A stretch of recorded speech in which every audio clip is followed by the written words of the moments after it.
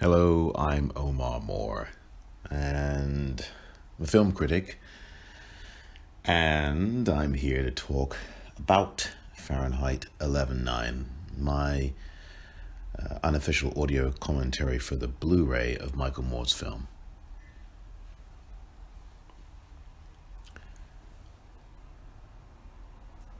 Of course, here is the opening of the film in Philadelphia the day before the election. And of course, the election I'm referring to is the 2016 presidential election. This is a mirror to, of course, the film that Michael did back in 2004. It was called Fahrenheit 9/11, and the opening was in Florida on the night of the election. Al Gore, who won Florida? Okay, he won Florida and therefore won the presidency based on the Electoral College. But we know what happened with the Supreme Court in 2000, and we know that in December of that year they ruled otherwise, which was a devastating and horrific precedent for the country. What you see here, of course, the media pundits and people who think they know best about how this election in 2016 was going to come out. There was this air of inevitability that took place, and Hillary Clinton, who of course ran in 2008, I think felt the same way. I think deep in her heart she felt that she would be winning this election, and in reality she did win it, if you're looking at the popular vote. This scene always breaks my heart, this moment, the Stronger Together moment, where all those young people are jumping up and down, believing that Hillary Clinton's time has come. And it didn't, did it?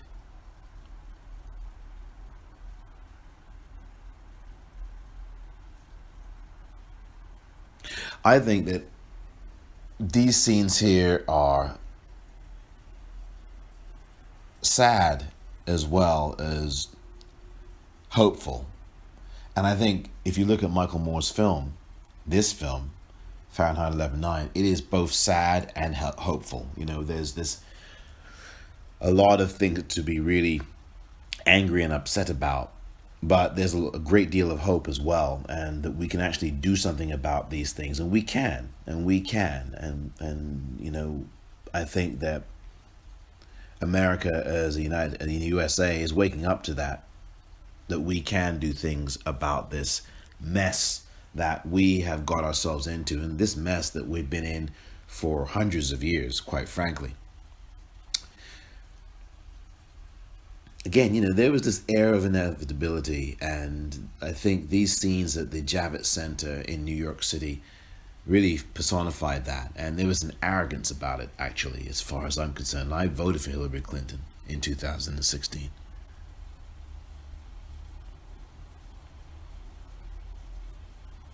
And look at this, the contrasting mood, right? The hopeful, happy Clinton supporters, and then the dour, glum, serious, dour looking, Donald supporters. It was the perfect drama, and Michael knows how to do that with footage. He can take archival footage, particularly from the news media in the United States, and make it say all these things that maybe it wasn't trying to say, or put in another context, screams loudly. And sometimes these pieces of footage just say what no one else can say any better.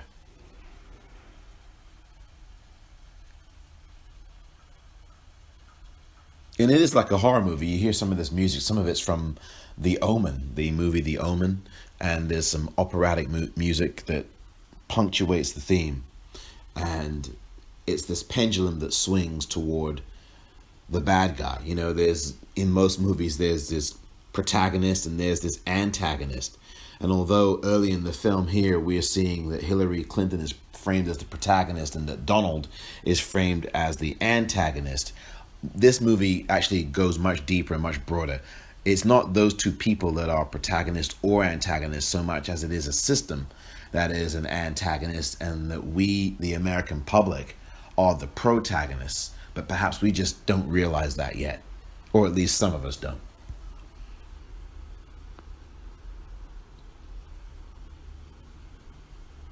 I think that's what Michael Moore is saying to us, I think, in this film, among many other things that he actually does say in this film.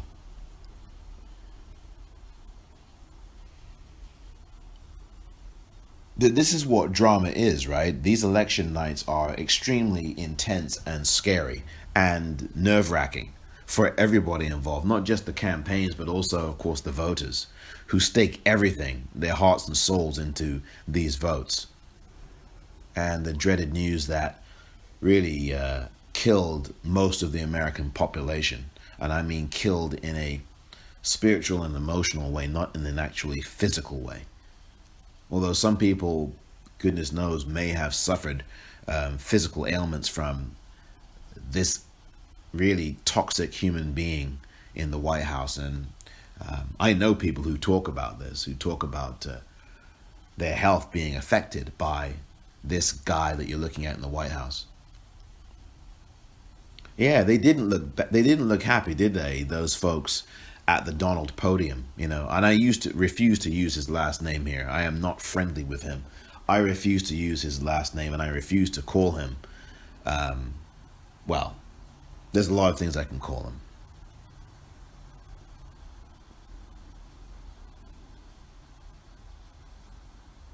Outside the Javits Center.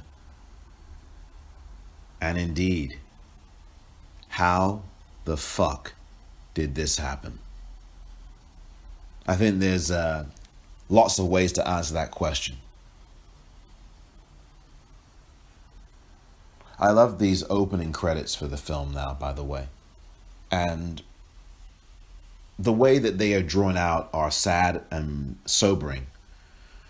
But I think they're very instructive, because what they're doing is telling us that this guy, this shapeless, faceless person, is of our own making. I think that we as an American public, to a large degree, by our apathy for the most part, have absolutely manufactured Donald. And I think that as you see these images here of this making of this cast, that faceless cast, I think that that's the point. And I love the transposition of the 11 and 9 here. I thought that was very cleverly done.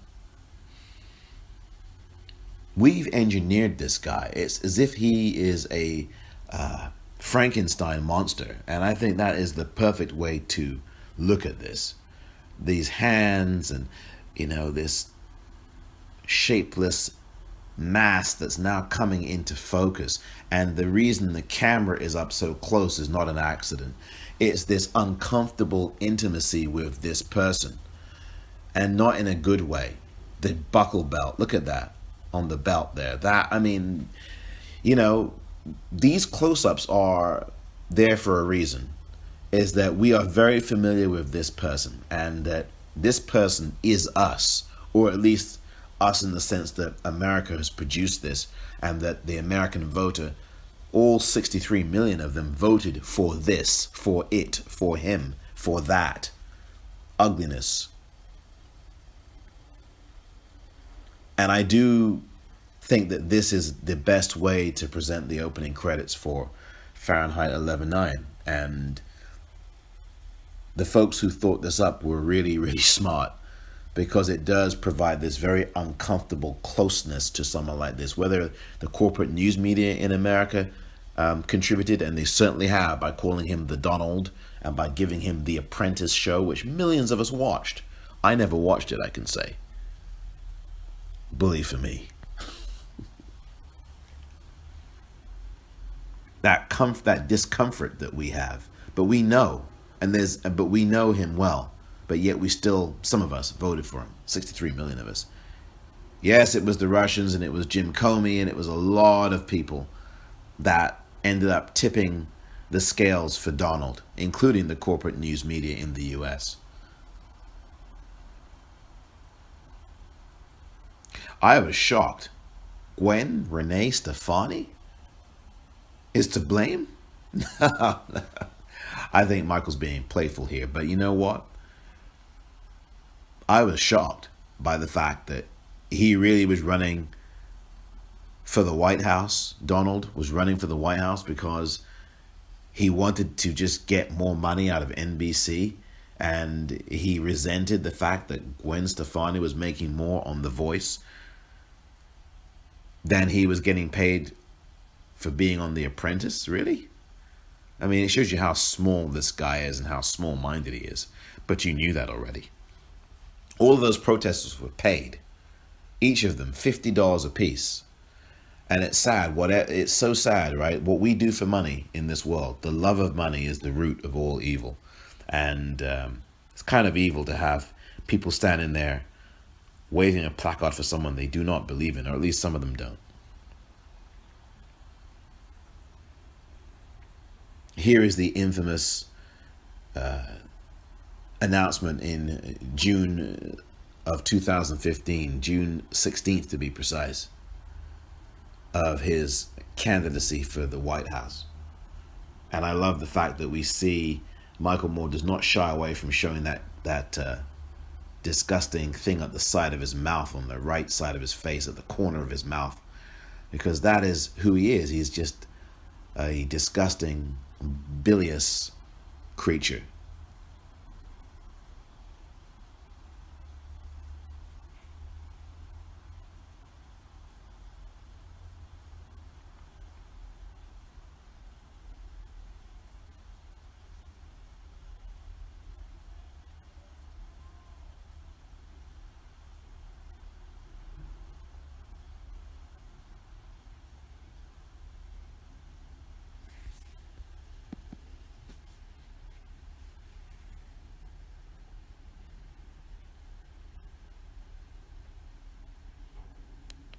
So he didn't want to be president. I mean, I mentioned the P word. He didn't want to be the commander in chief, apparently. And there are lots of news articles that back this assertion that he was doing this to make money. And I think that some of those articles, or most of those articles, on the balance, have it absolutely right. Because as we see, and I'm recording this, I know it's going to sound dated, and it will, but I am recording this right near the end of 2018, when this movie was released in late September, and the Blu-ray released in mid-December of the same year. And we see at this point in history all of the scandals that Donald is involved in, and the investigations, the criminal investigations that he is at the center of.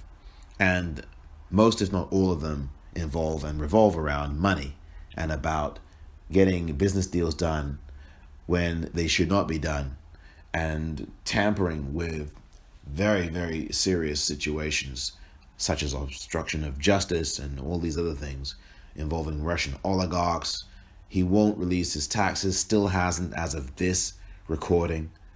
And I think there's a very, very good reason why he won't do that, because of course we will see all the house of cards falling, and we'll probably see ties to Russian oligarchs and all other manner of people. You know, that's clear. And in fact, there is a professor who you'll see later on in this film, Professor Ruth Ben-Ghiat of New York University, who will talk about authoritarianism. And she, on her Twitter feed,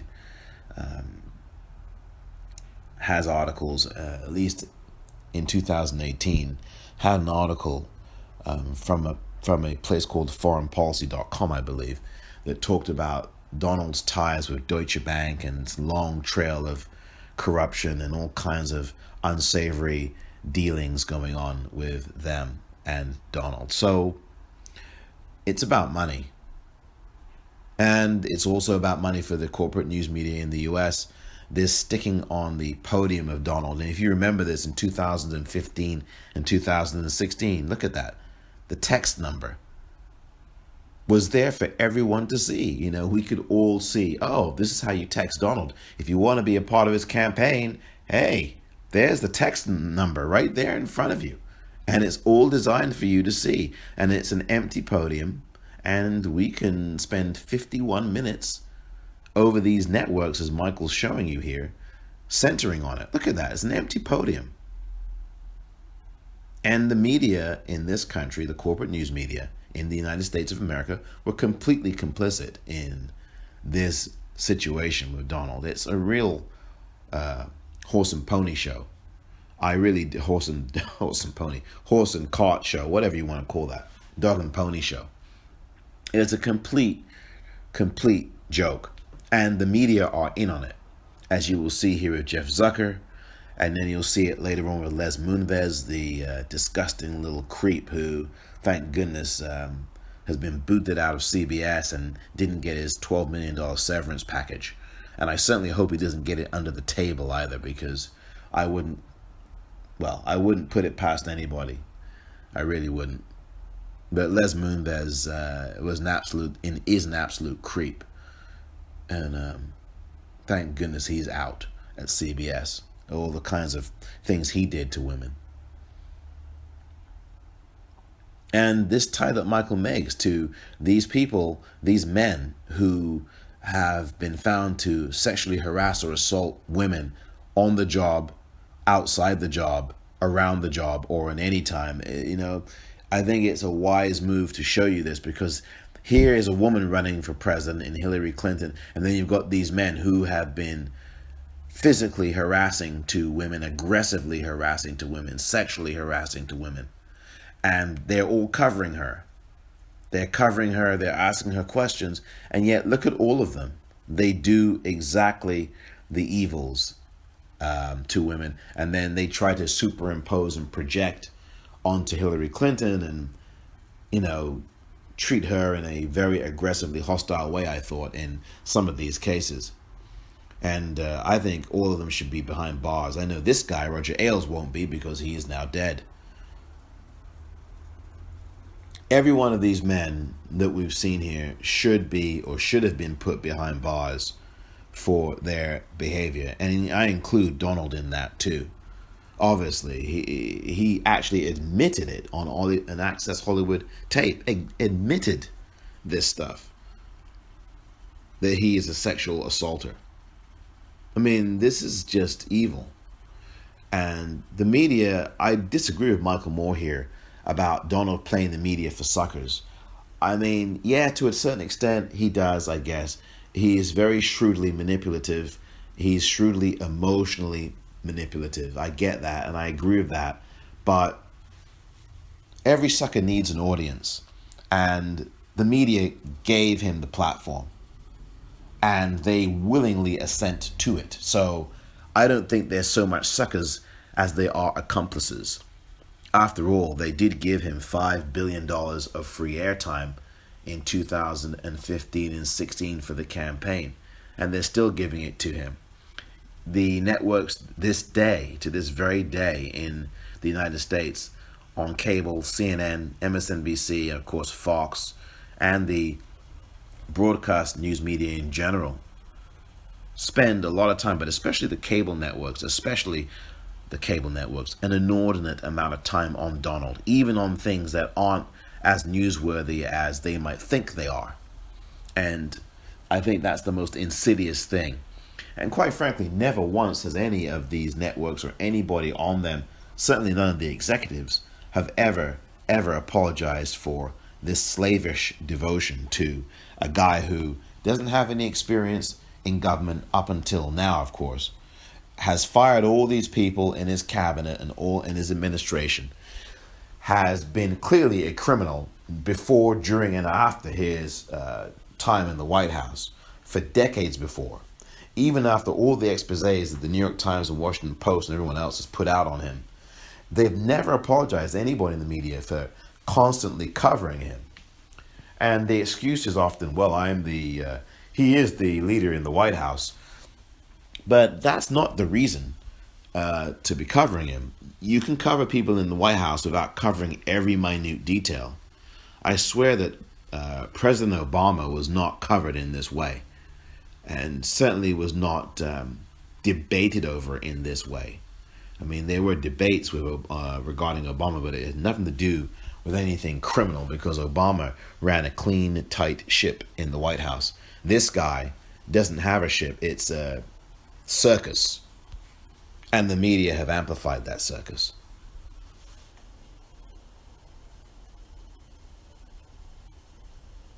Jared Kushner's interesting, isn't he? I think he's a criminal also.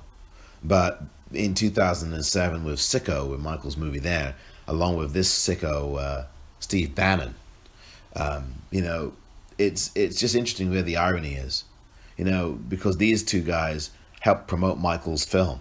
You know, the video release came from the company that Steve Bannon either owns or is affiliated with.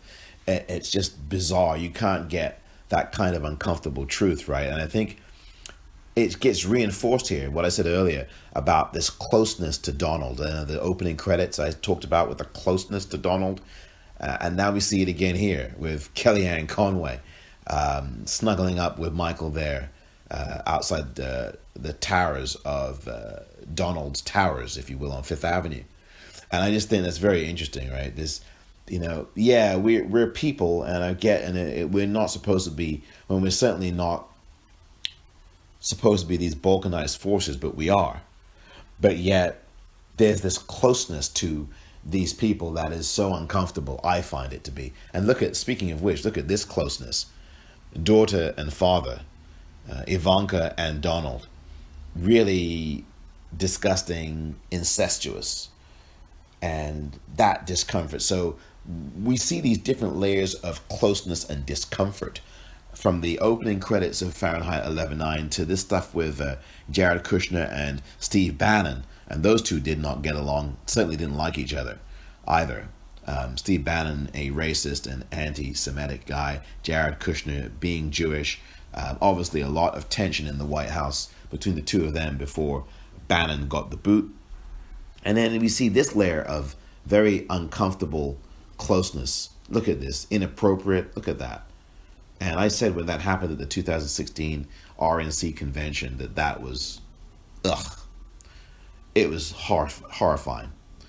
And I heard someone in the movie theater when I saw this, and I've seen this movie many times in the theaters, someone in the movie theater, some audience member said, I heard him say to someone, oh gosh, really? Really? They tried to make it seem like that Donald was having sex with his daughter? Well, it wasn't, in my view, that Michael is saying that Donald would have sex with his daughter. Donald's saying it.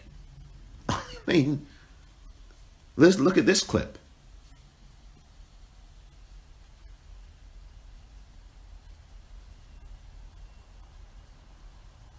Well, I was going to say sex. I mean, it's not that Michael's saying it, Donald's saying it. He's saying it. And look at this photo, saying it too. I really think that's uncomfortable stuff. If you don't find it uncomfortable, perhaps there's something a little bit wrong somewhere.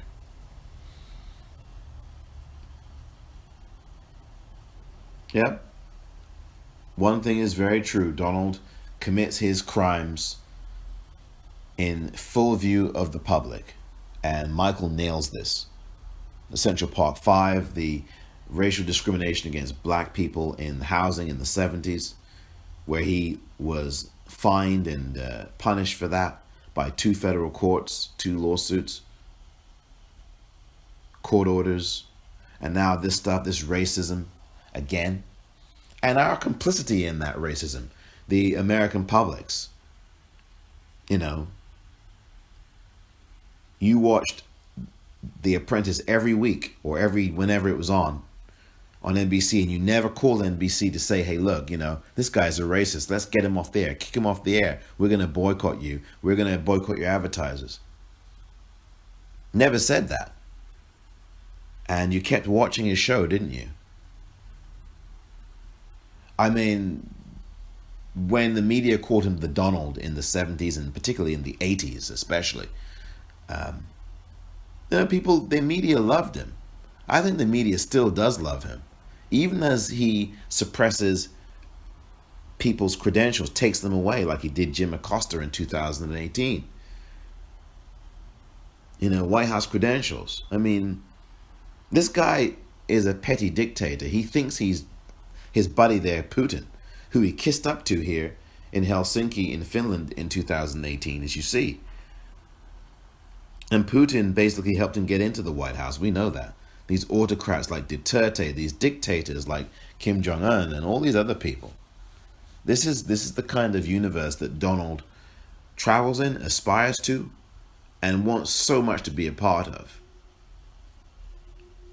I mean, it's just so clear. And Rick Snyder is a fellow autocrat, quite frankly, who decimated Michael Moore's city of Flint in Michigan, his home city.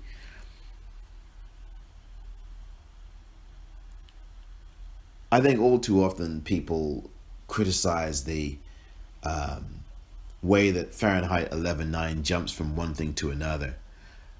But I do think that while Fahrenheit 9/11 is a stronger film overall because of the emotional undercurrents of Iraq and the war crimes committed there by George W. Bush, Colin Powell, Condoleezza Rice, Donald Rumsfeld, Dick Cheney, and a cast of 100 others, including Tony Blair, the former British Prime Minister. I think that Fahrenheit 11.9 is still very coherent and structured still very well.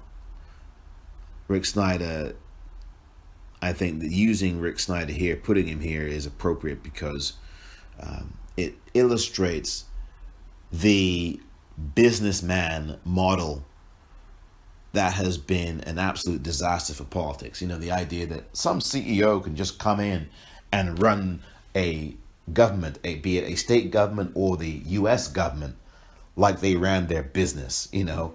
And no matter how you run a business, you cannot run a government the way you run a business, even if that business is successful. Because in business, it isn't about the people. It's about the bottom line of profit. When it comes to government, it is about the people who the government has to serve, the people whom elected that government to serve them. That is why people go to vote, to serve the interests of the demos, the public, the democracy. And I use that word in quotations because, of course, democracy in America is something that, I'm not so sure that I can say that we have one. And quite frankly, I don't think we've really had one in the 242 years and counting that we have been called the United States of America.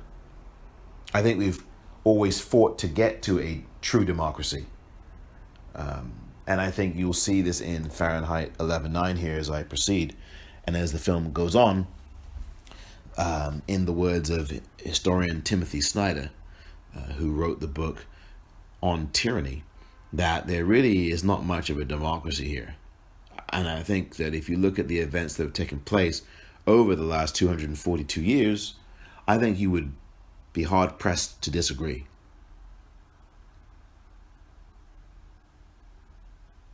I think this is really important what's going on here, because I don't want to talk over what this Flint situation was and still is. It's an atrocity. And quite frankly, it's a high crime and misdemeanor. It's not even a misdemeanor. It's really plain straight out murder on the part of Rick Snyder. And CEOs running governments is never good because they're not looking out for the people. These CEOs are looking out for the bottom line. And so they will do anything to make sure that the bottom line is priority. And that's exactly what happened with Rick Snyder when he was governor of Michigan, and he will be out of the Michigan State House in 2019. So by the time you listen to this, he will have most likely gone. And don't let the door hit you on the way out, Rick. I wouldn't call him Slick Rick. I'd call him a murderer.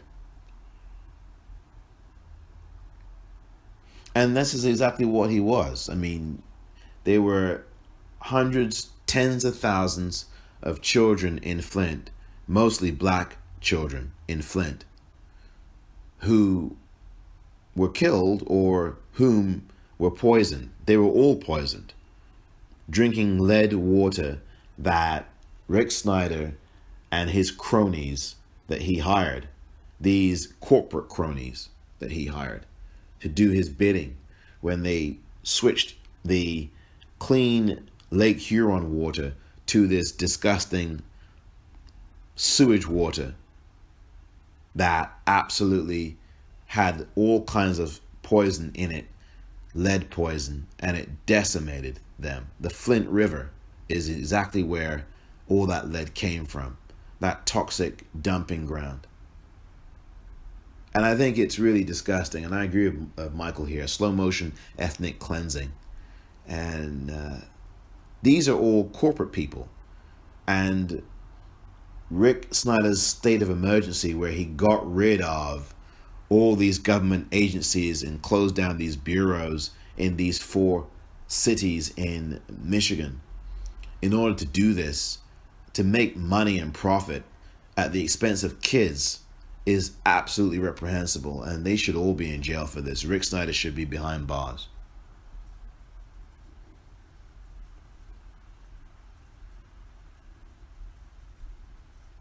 I think for me, this is the most angering, heartbreaking, and just again angering part of Fahrenheit 11/9.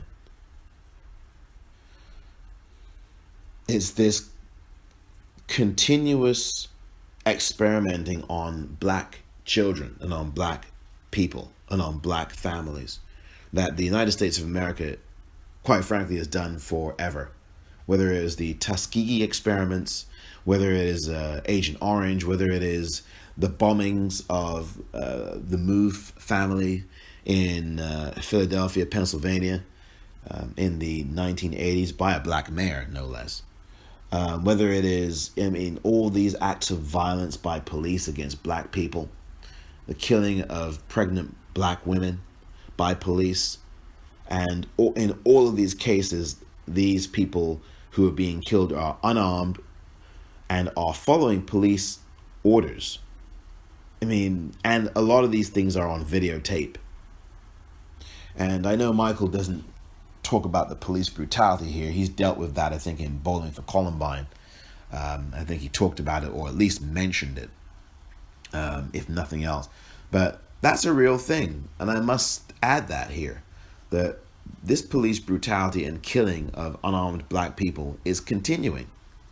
And what is also continuing is this forensic way in which a lot of white people who do so call the police on black people who are living their lives, who are minding their business in the way that white people are simply, for the most part, at least most of them, are minding their own businesses and just going about life every day. And then you've got this significant subset of white people who aren't minding their own business and who are calling the police on black people for absolutely no reason, where the clear animus for that white person is that they are racist and that they hate black people. That's the clear only thing that motivates these white people, and that they want to see a police officer kill someone who is black. That is what they want. They want to commit murder and use a police officer as the proxy to do so.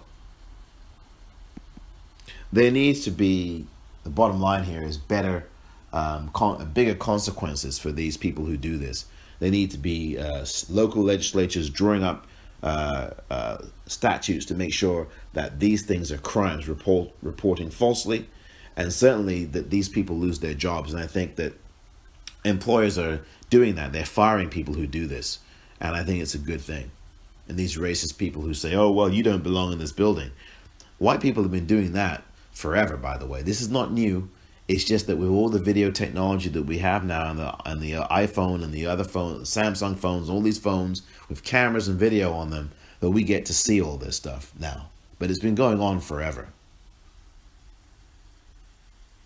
Yeah, Rick Snyder, he turned off the water when it was hurting GM, General Motors, but even when he did that and gave them a clean water, he kept the dirty water for the residents of Flint. Just evil. Just like this guy's evil. And those people are evil. This is the guy, Donald, who encourages violence And he went on and on in 2018 about, oh, the Democrats, if they win in these midterms, there'll be violence. And of course there wasn't. The Democrats shellacked the Donald Party, the Trump Party. And I mentioned the last name, but I did it once and I won't again. But that's what the Republicans are now. That's the party they are. And this is what they stand for.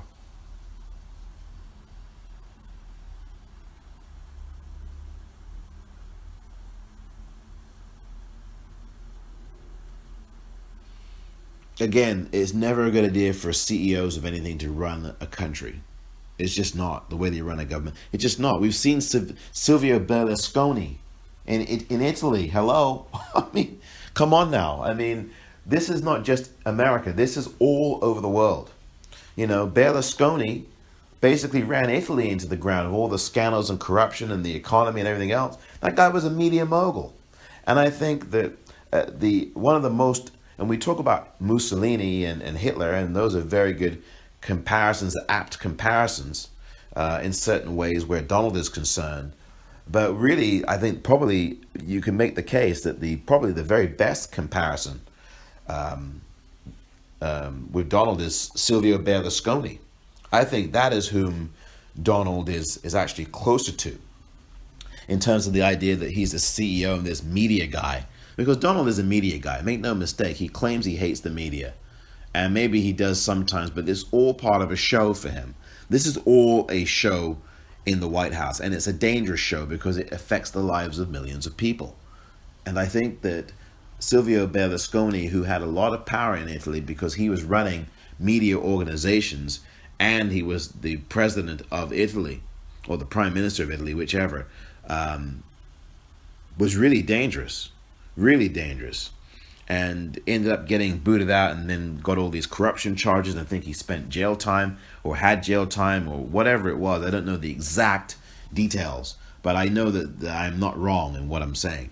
I don't know the specifics in terms of how long he was in jail for and all of that, but definitely this guy was a criminal, and Donald is as well. And Donald's companies have been bankrupted, 6 of them. And also the Trump Foundation, as we know recently, had to shut down. In 2018, was forced to shut down after the Southern District of New York, or I think perhaps the state of Virginia, I forget whom, did investigations or was going to. And actually it's the Southern District of New York, the Federal District of New York, the Attorney General's office in New York, I should say specifically. The Attorney General in New York, she announced that she was doing an investigation on the criminality in the Trump Foundation. And so the Trump Foundation closed up shop, announced that it would. And this is such a corrupt, these people are so corrupt. So corrupt. And I think you've got to really look at that and understand it.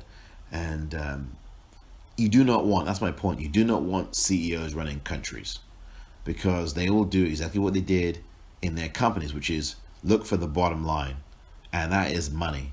And that is profit. And if it means you've got to screw over people, mostly black and brown and poor white people, to do that in a government setting, you will absolutely do it. And that is exactly what has happened here with Donald.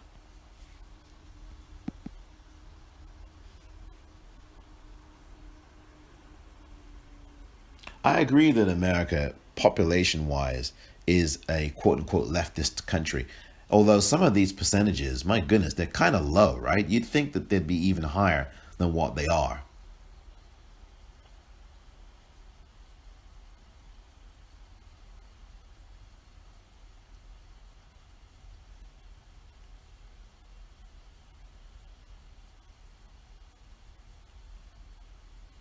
I like that last one. Immigration is good for the U.S. And it is, because we are a nation of immigrants. We have been, right? For so long. And what Donald is doing with this wall is a joke. By the way, the wall has not been built yet. It hasn't even started really building. And I know there's going to be a passage coming up here with in Michael's film here that suggests and shows these photographs of a wall being built. But I don't know, and I don't believe it is the wall at all. In fact, it may be stock footage from elsewhere. But the truth is that this wall has not been built. This so-called wall that Donald said that Mexico was going to pay for it. It's not been built. Not a single brick has been laid, okay? Not a single one. And the government shutdown that is taking place right now, as I record this here in late 2018 in the US, is a US government shutdown that Donald brought on himself. He brought that on the entire country because he wants money for this so-called wall to keep out people, black and brown people, from Mexico.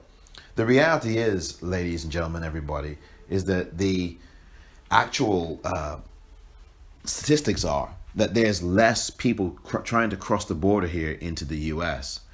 And as Michael will talk about, that there's been a lot of deportations of people, and certainly we'll get to that when it comes to President Obama, and we'll talk about that. I'll talk about that a little bit later.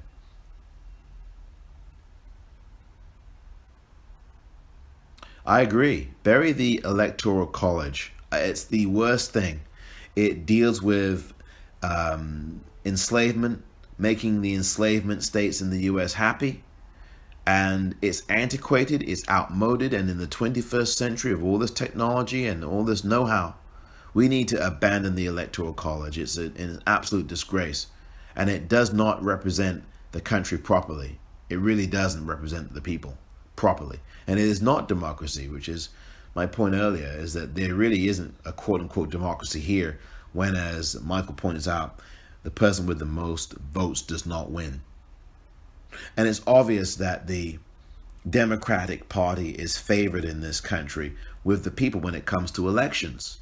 And there's this right-wing narrative spin that says that people don't like the Democrats. And there's this demonizing of the Democrats. And while there's definitely issues with the Democrats, and I certainly have some issues with them, especially the establishment wing, particularly the establishment wing of the Democratic Party, the Democrats have historically, in the 1900s onwards, fought for the poor, fought for the working class. This myth that Democrats haven't done that or aren't doing that, as someone said to me earlier this year, is a bunch of nonsense. It's a bunch of nonsense. And yes, of course, the party that supported enslavement in America was the Democratic Party. We can't forget that. We can't ignore that. I won't ignore that.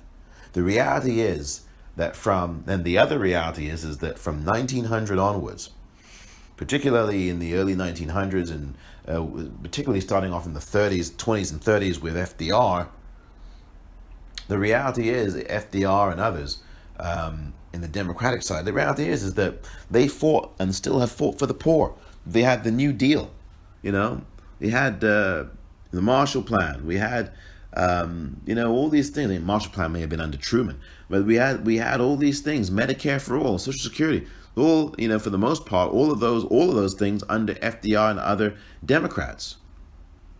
I mean, this is something that is about protecting the safety net of this country and the people in it, regardless of their party. 100 million people sat out the election of 2016, the presidential election. Shocking stuff, but not surprising when you see what's going on with the Democratic Party morphed into the Donald Party.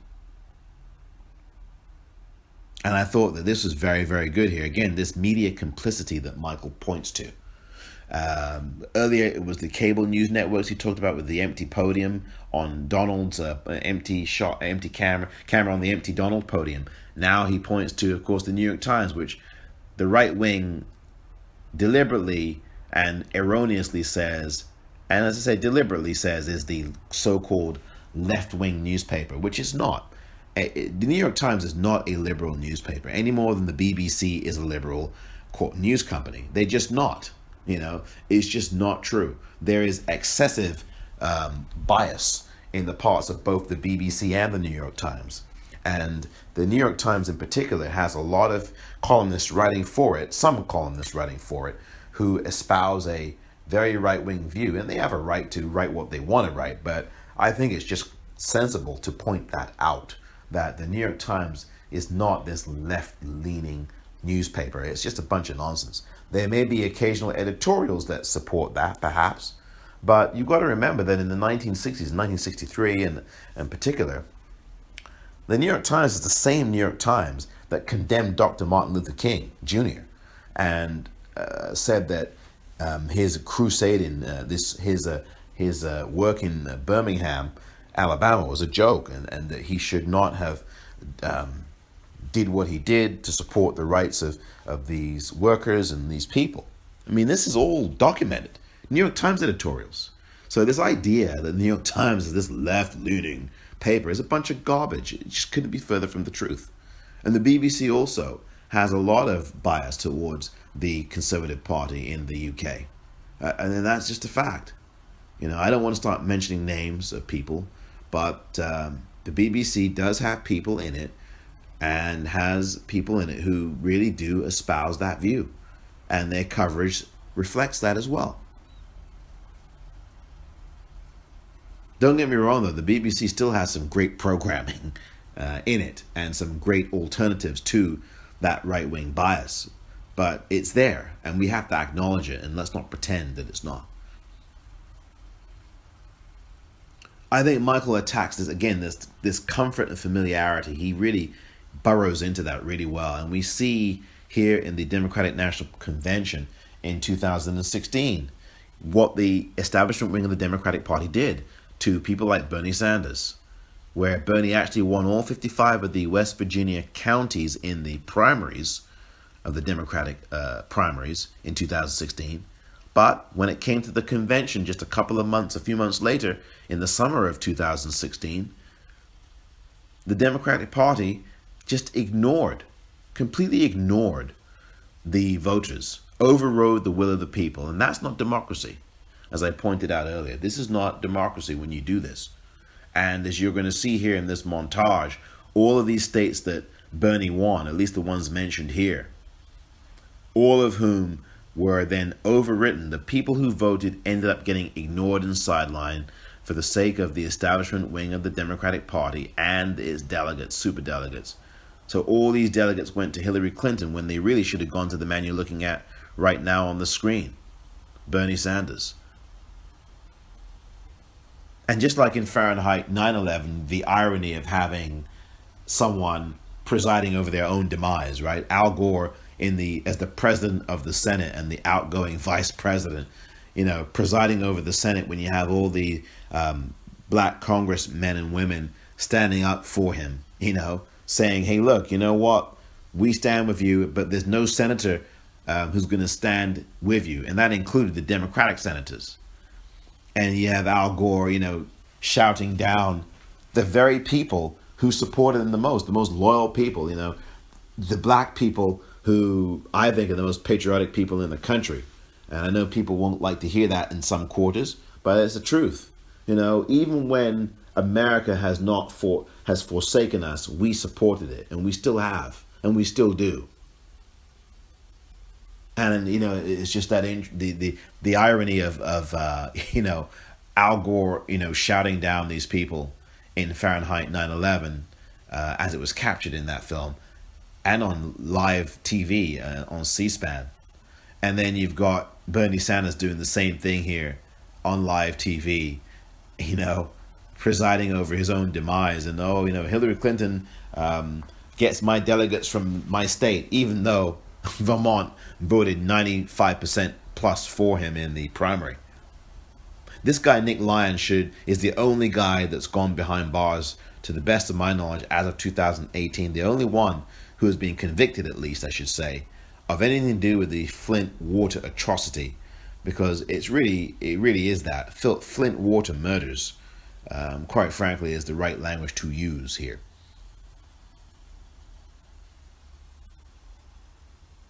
With power comes arrogance. And again, I talked about the arrogance at the beginning of the movie, some of the kind of arrogance and overtones of it from some people in the Clinton camp and some of the supporters celebrating before the votes had even been counted, let alone tabulated, for us and put in, tabulated. But you've got this arrogance again with Rick Snyder, this arrogance of, there's other alternatives to lead and the situation is not that bad. It's always the powerful who talk about how the situation isn't as bad and you're fine. People get their houses repaired and fixed, and the person comes in and says, well, no, it's fine, even though there's problems and repair issues. Oh, you're fine. No. The rich person, the powerful person, or the person representing powerful interests is always the one that says everything is fine, when it really isn't. And that person is almost always saying it to poor people or people who don't have the same kind of power that they do.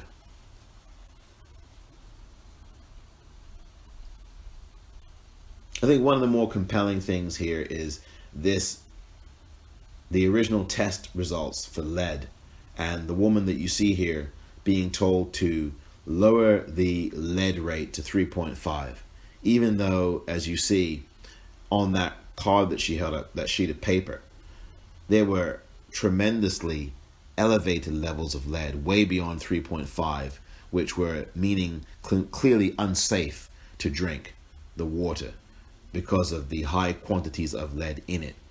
Yet this woman was told, oh no, make sure you make it 3.5. And Genesee County Health Department should be ashamed of itself. Should be downright ashamed of itself. And yep, there's the phone number to call.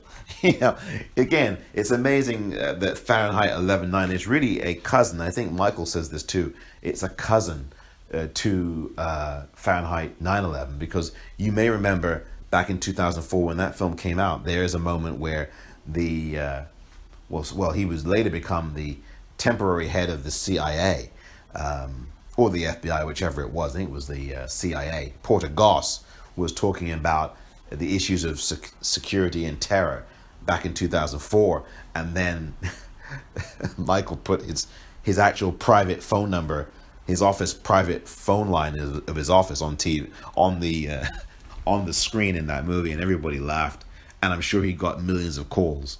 And he does it again here, showing the letter of the Genesee County Health Department, and he zooms in on the phone number and the address, which I love, because this is what we have to do. We do have to get active and involved. At the end of the day, we can complain, we can get angry, we can get upset, and we should. But in addition to that, we have to exercise our power as voters, because I think we have much more power than we're led to believe. And there's no accident that the media does not talk about the voting process nearly enough unless they deal with voter suppression, which is a way also of telling people, don't bother, just give up, because your vote's going to get suppressed anyway. And I think that's dangerous. Without more context, without saying that you as a voter have the ultimate power to overturn this stuff, and without asking, well, why would your vote be suppressed in the first place? Hello, you have power. People would not be suppressing your vote in the United States of America if your vote didn't mean anything. And your vote means everything. Not only have people fought and died for it, the founding fathers believed in votes, even though, of course, at the time, it was voting for white men who were rich, who had property. But still, even with that said, they believed in a system of voting. I mean, granted, there were lots of people who were enslaved during the time, and you cannot discount that. You've got to talk about that. You've got to deal with that head on. What I'm saying is that even the founding fathers who owned black people as property believed in the idea of voting, even if it was voting just for them as rich white men who owned people as property. And what we're seeing now is that the Donald Party does not believe in voting at all. It believes in suppressing your vote. And your vote counts and you count. So don't turn away from voting, please. Please. And I think America's learning that lesson now with the guy in the White House here in 2018. Heartbreaking story of this family here who lost loved ones. And like she says, they knew, this lady in the glasses here, they knew what was going on. And so this was not just some accident. This was willful. It was deliberate. They knew people would die, and they deliberately went ahead anyway. And they knew what was going to happen, and they did it all for money, all for greed. Like they're saying here, at this rally. This is one of the most horrific crimes by a government in this 21st century, in this early part of the century. One of the most horrific crimes.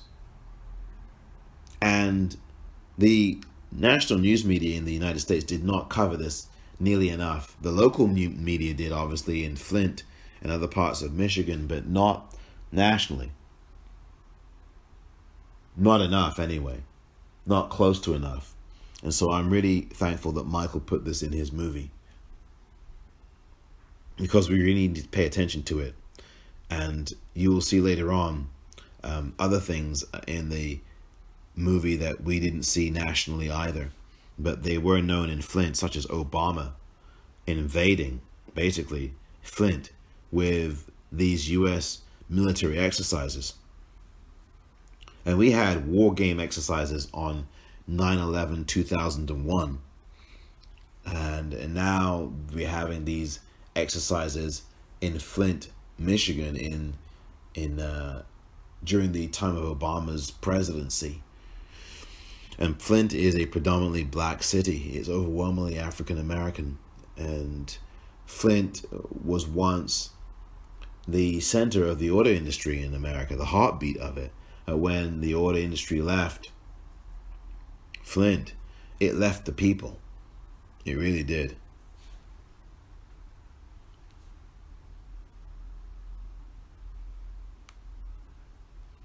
One of the things about Michael's movies are that they inevitably return to black people at the center of them, whether deliberately or not, because they tell a deeper truth.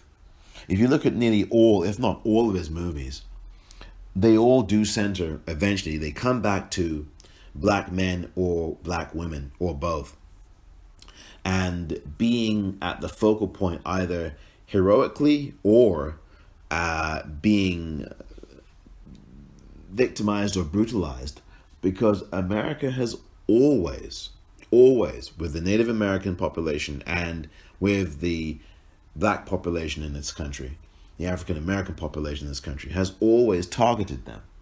Always.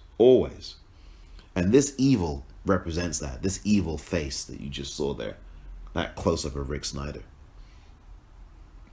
And whether it was Fahrenheit 9/11 with a family losing a child, whether it was Bowling for Columbine with the African American principal who was interviewed after what happened there. She's actually a school principal at Buell Elementary School, where a young black girl was shot and killed by a fellow student who brought a gun into the school in an elementary school. My God. You know, whether it's Roger and Me, the African American guy that you see, who I think he's the evictor of these people. He evicts people or whatever it is. I don't remember. That guy, I mean, I can go throughout all these movies. Almost all of them feature somebody like this who is a turning point to the story that is being told. And I mention that because, and there should be black people or anybody in these films, but I just mentioned that with Michael because he, I think, gets to a really strong granular truth about the kinds of people who make this country the thriving engine that it is and can be on an everyday basis. I'm not talking about the shining city on the hill. I'm talking about the engine room, the people who go about their business quietly every day, just trying to make a life for themselves, for their families, for their loved ones, for everybody around them that they know and care about, and do so without apology, without the fanfare. And I think Michael shines a spotlight on them without being paternalistic. I don't see that kind of treatment that Michael renders to a lot of the black people in his films as paternalistic, a white paternalistic thing. I know some people may see it that way. I don't. I think he's really being genuine and sincere about what he does and why he does it, And I think Michael's heart is in the right place. Notice here the stunt, probably the only stunt in this film that has any degree of levity. It's this stunt here with the water that he puts on Rick Snyder's mansion, and that water may or may not have lead in it. I mean, it's what Michael does so well. He's able to give us a moment of levity, but while making a point in the satirical way that he does. But there's less of that kind of stunting in this movie. In fact, this movie has much less of that than any of his others. Fahrenheit 9/11 had him driving a truck through the Capitol and reading out the bill, the language in bills on a loudspeaker. But this stuff's really serious here. Fahrenheit 11/9 is another breed of movie, and all of these kids drank this horrible toxic poison. And Jennifer Lewis, the actor, activist, author, spells it out. Flint ain't fixed.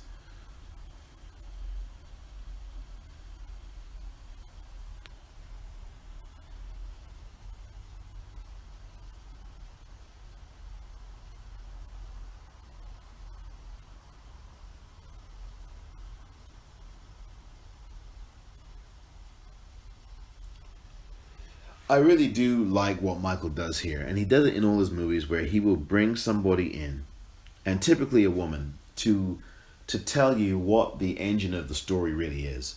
And it's a way of recalibrating, but also reflecting on what America is supposed to be. Here it's a doctor who was the doctor who broke and broke the story of the crisis. I call it the Flint water murders, and the atrocity of Flint. And she talks about how, I'm an immigrant. I came here looking for a better life. I wanted to make a great life for my family. There's this reminder to Americans who were born here what America is supposed to be. And that people come here to you as a country seeking that same thing that you supposedly enjoy or don't enjoy. And it's a really great reframing. Michael does this in all his movies. He did this in Fahrenheit 9/11 as well, and in other movies like Where to Invade Next, where there's this reframing, not just for Americans but also on a global perspective. This idea of, okay, what is America supposed to be about, and who can we best get to explain that? And inevitably it would be someone who comes here from another country, because all of us have come here from another country, with the exception of African Americans who did not have a choice coming here. I can be more blunt than that. We're forcibly removed from the African continent, taken at gunpoint, families separated, brutalized, killed, dragged over here, over the oceans, over the Atlantic. And millions of us didn't make it. We were dragged here. We were enslaved, tortured, killed. I mean, we did not come here, black people did not come here to the United States by choice. And then we're told to go back to where we came from. Yeah. Well, why don't you give us all the money and the reparations money, and we'll gladly do that, right? I mean, some of us will. But there's just, again, I talk about arrogance. Well, that's arrogance too. That, well, go back to where you came from, or, America, love it or leave it. No. No, that's not how it goes. But that's the arrogance and the ignorance of people, speaking loudly. And the not wanting to know, which I think is the most dangerous and devastating thing of all, this willful ignorance.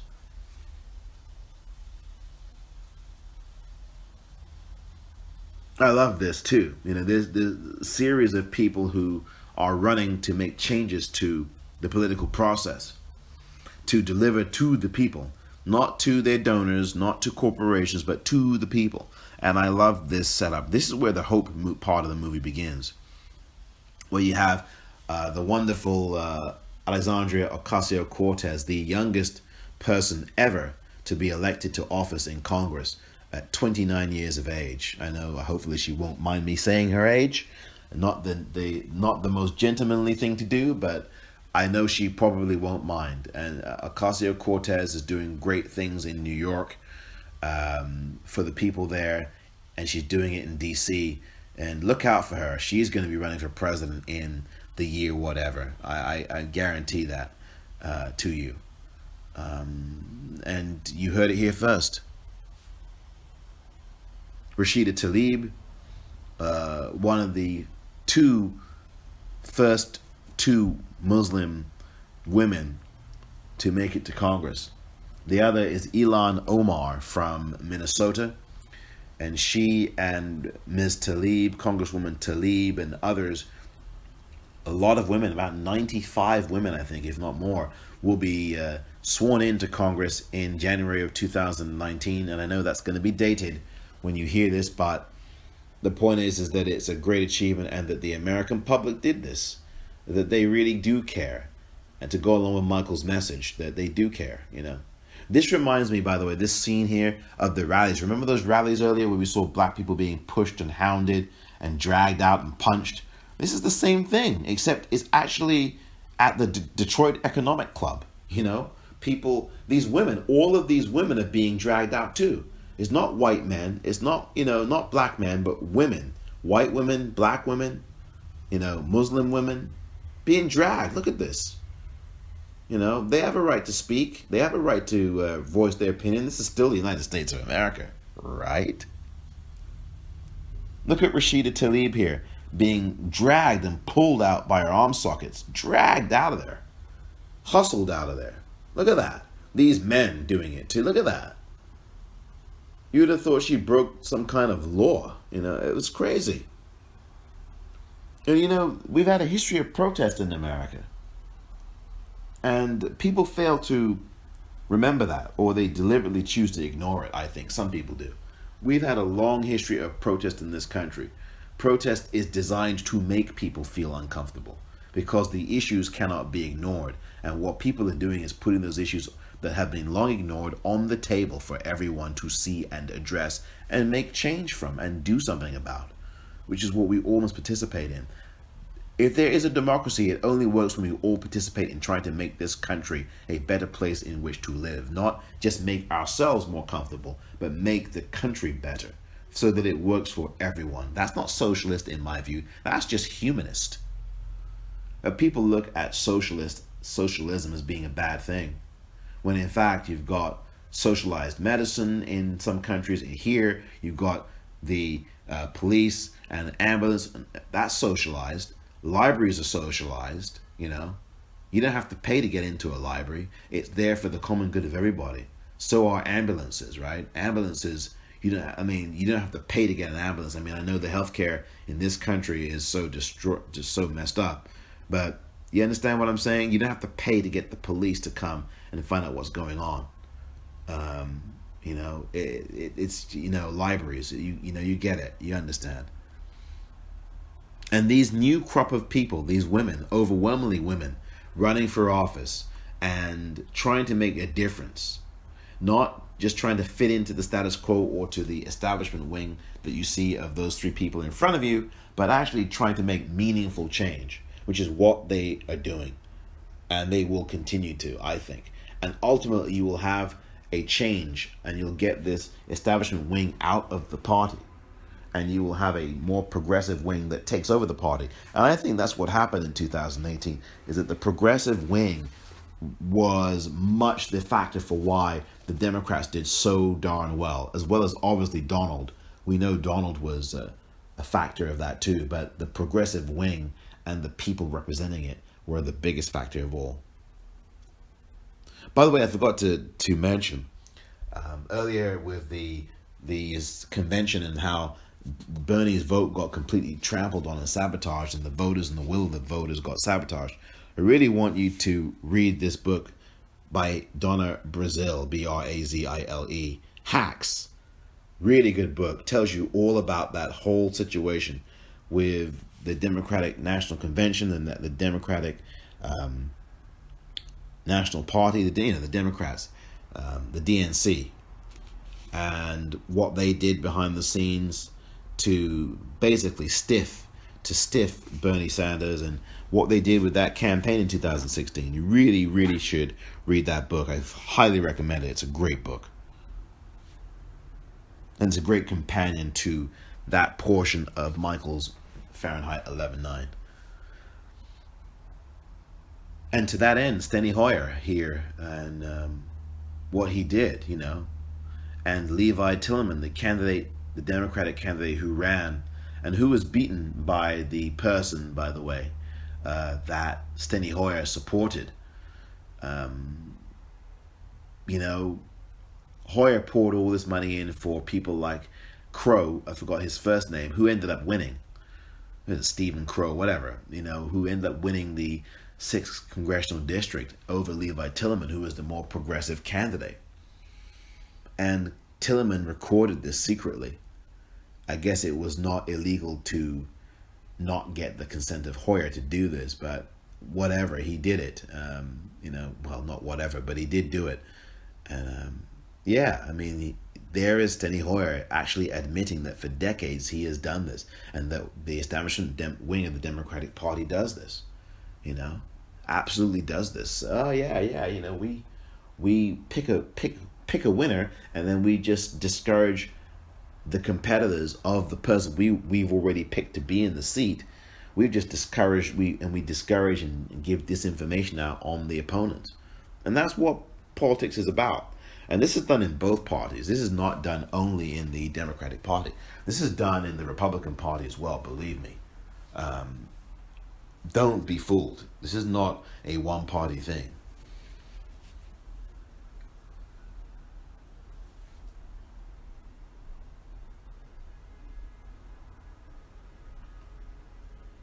Here's Richard Ojeda, who is a colorful character who ran for a Congress position, U.S. Congress in West Virginia, in his district, but did not win. He was not successful there.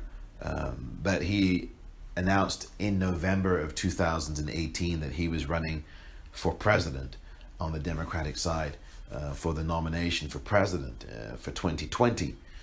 And he's quite a character. He was very instrumental in galvanizing and helping to galvanize at least the teachers in West Virginia, who in all 55 counties said, hell no, we're not working, we're going to go on strike until we get the pay that we should be getting. We want a raise in our pay, and we don't just want it for us, but we want it for bus drivers and for nurses and da-da-da-da.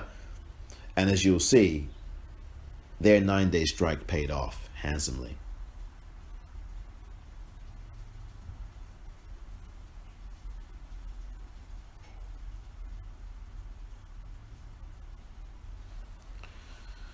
The bottom line is that in the United States of America, teachers get shit on. They really do. Teachers are the most underappreciated segment, I think, of the society. I think they are one of the most underappreciated work segments of the society. They definitely are. They do not get the pay that they should get. They don't get the benefits they should get.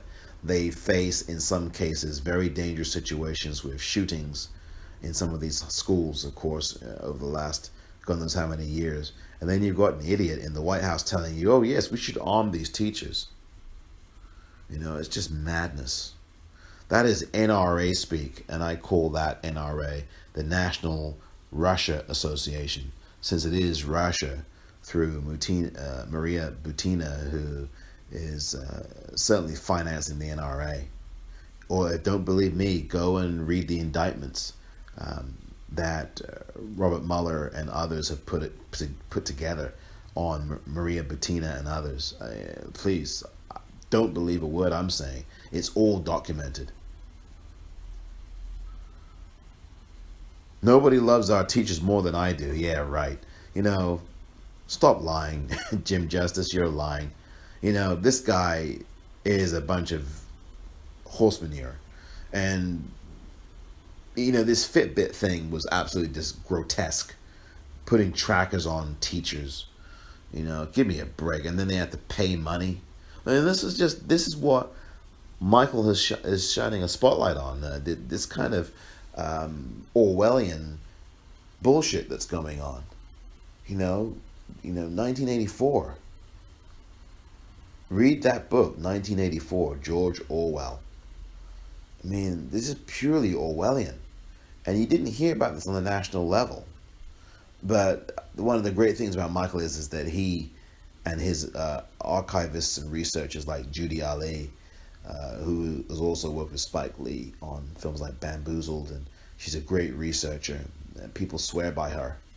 Judy Ali, Aley, is her last name. You know, thanks to people like her and others, we get to see all this stuff that we would have ordinarily missed on a local level, except if we were living in these cities or states in the United States where this madness is going on. It's just madness what's happening. But this was not madness here. The people stood up and they said, heck, we've had enough of this. And it was called in some quarters the Red State Revolt. And I hesitate to use colors for the country. You see, we love to categorize and box people into boxes. You know, red state, blue state. I don't believe in that. You know, yeah, of course, yes. Traditionally, for a long time, West Virginia has voted Republican, and I get that. And fine, you can describe it that way. But to be simplistic about red and blue, this is not about Crayola. It's not about Crayola here. You know, this is really about people. And I think that when we use this red state, blue state nonsense, we are just oversimplifying and putting color on the issues of people. And I'm not talking color in terms of race. I'm talking about crayon colors, you know, Crayola colors. And I think that's really simplistic and sadly typically American, uniquely so.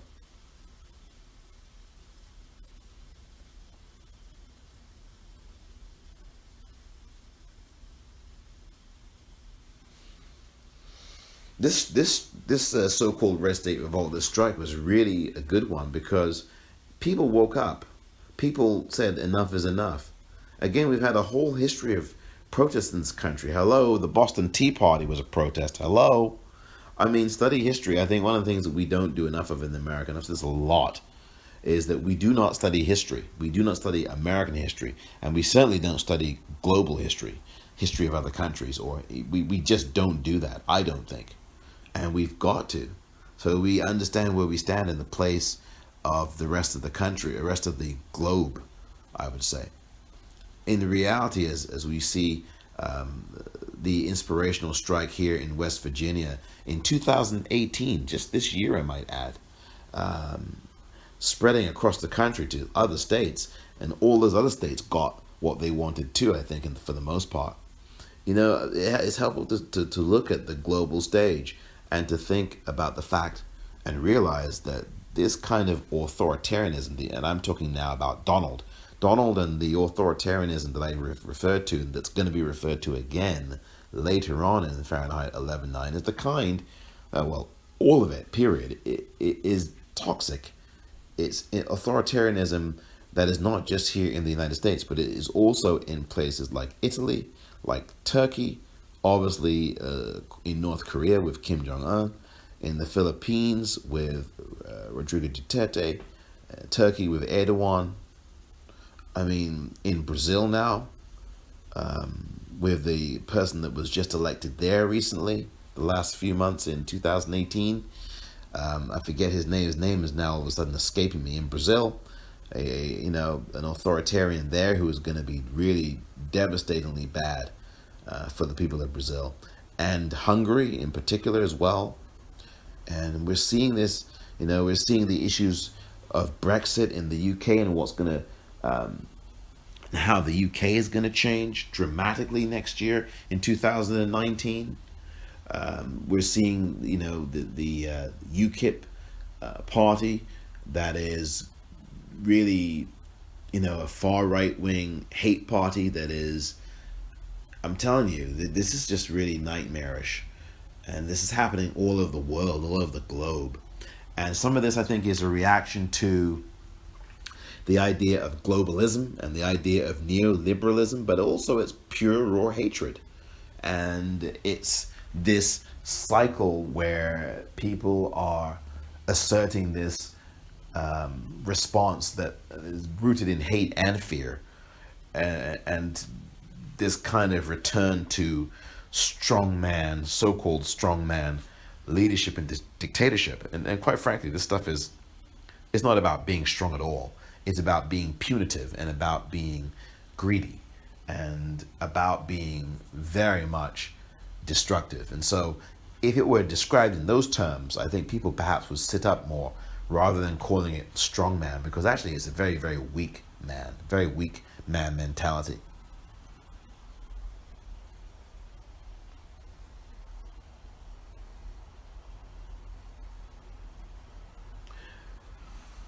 I think that what we just saw there with the young woman, Crystal Ball, who used to be on television on MSNBC and is someone who works deeply in West Virginia politics now, and she ran for office, and I think she will be running again, and she may be in office.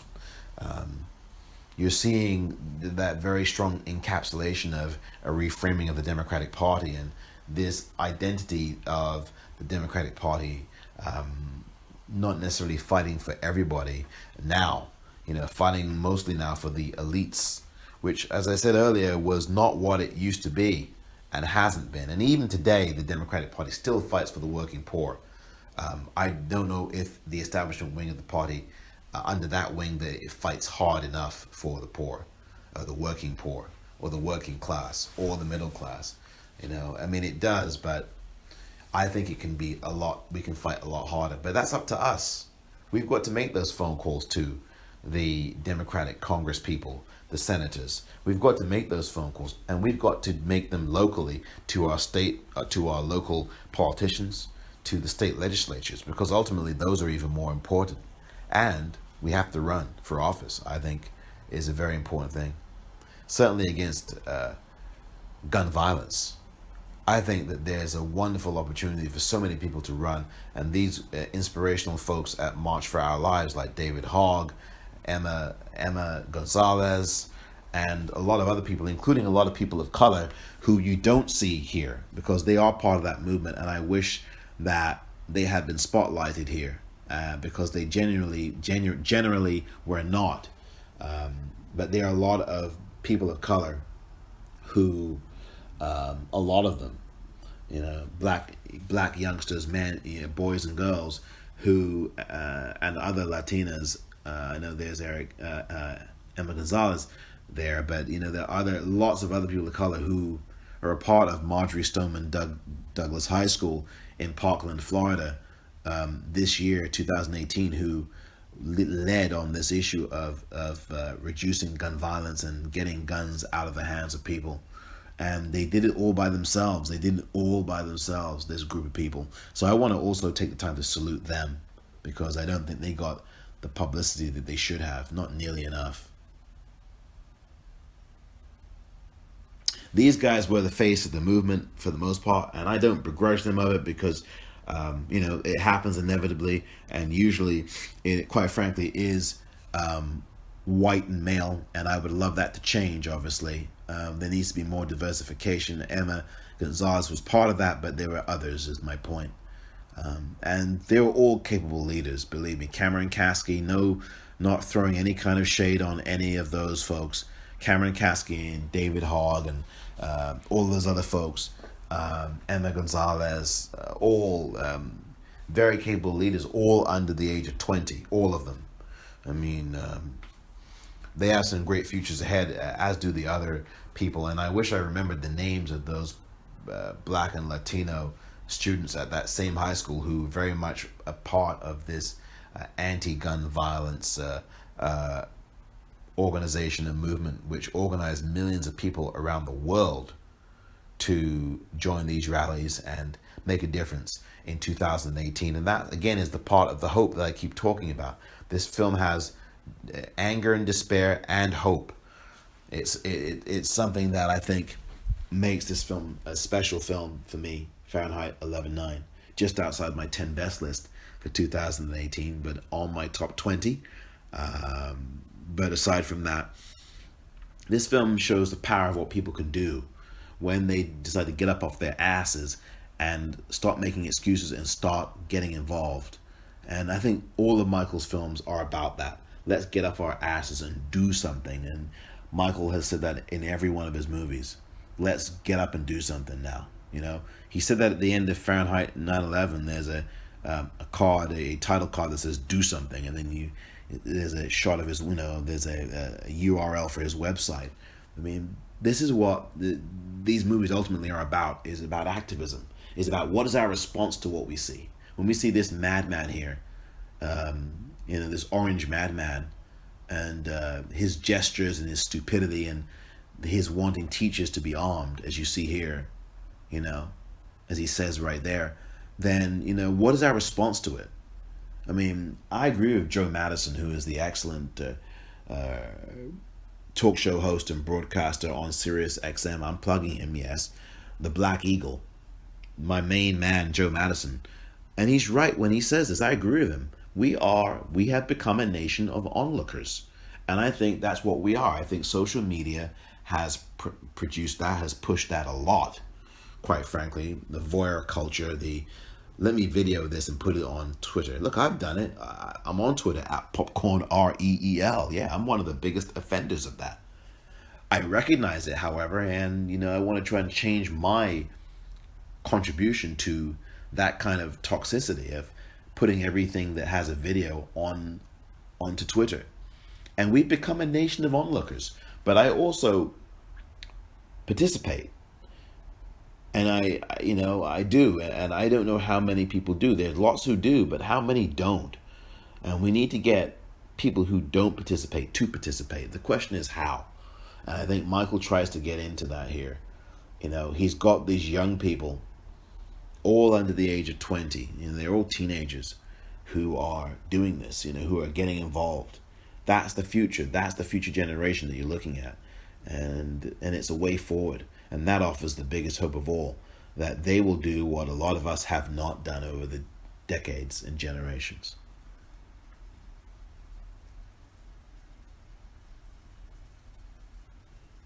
I mean, look at these kids. They're asking a member of Congress or a state legislator, what to do about these guns. What are you going to do? You're asking me specific shit, Jake? That's what he's saying to a kid?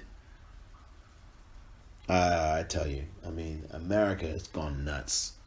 And I know there's some people around the world that would say that it's always been nuts, and I don't necessarily think I disagree.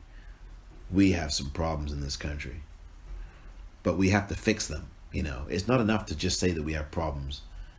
We have to then respond by fixing them. And we should not just, once we've voted these people in, just go back to sleep and trust that they're going to do it for us. We have to press them. We have to call them. We have to email, tweet them, do everything to get their attention and tell them, hey, look, you need to do this, this, this, and this, and we're gonna will this from you. And if you don't do this, don't do what we elected you to do, we're gonna vote you out. That is what the posture has to be in 2019 and beyond. When we get to 2020 with the presidential election here in the US, we have to do that. There has to be this resolute organizing principle. Like these young kids that you're seeing here, like the Emma Gonzalez's of the world. Look at this, for example, with this Republican, Leslie Gibson.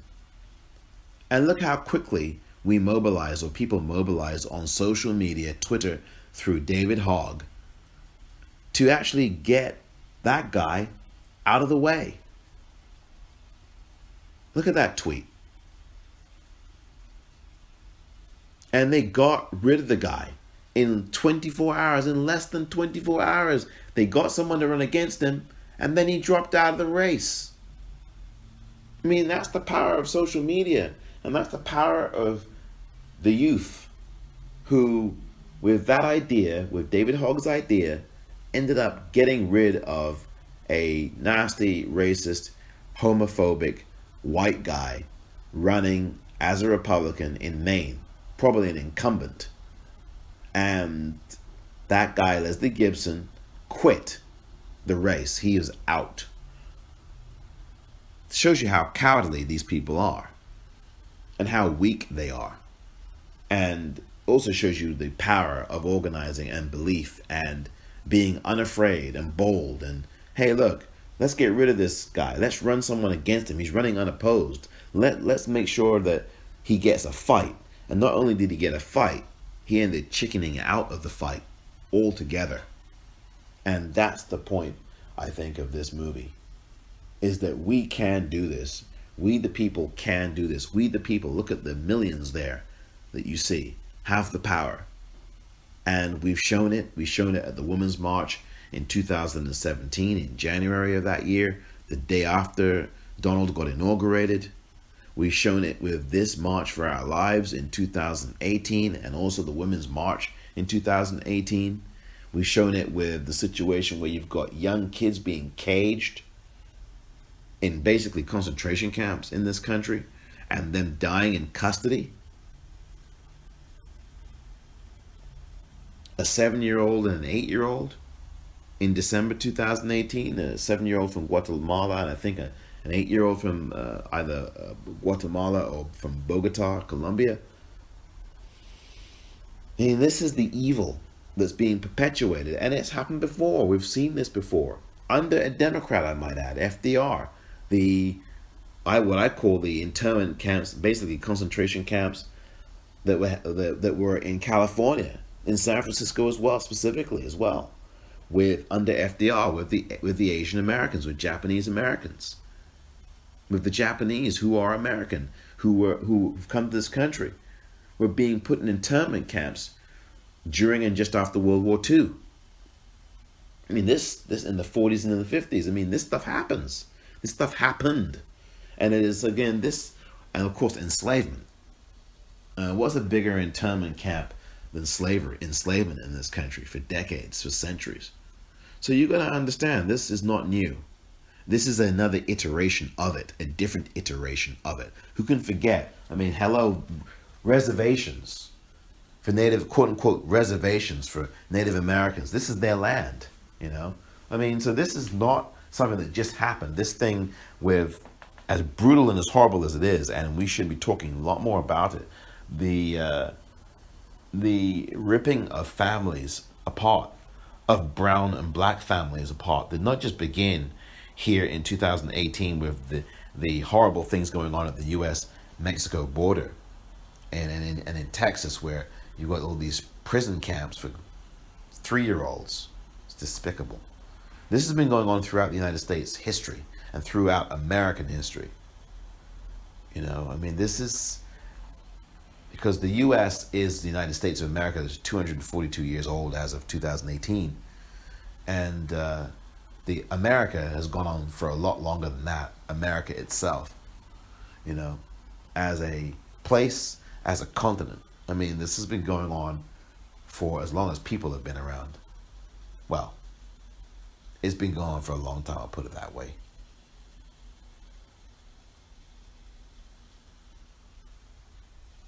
I think there's a really delicious, if not unsavory,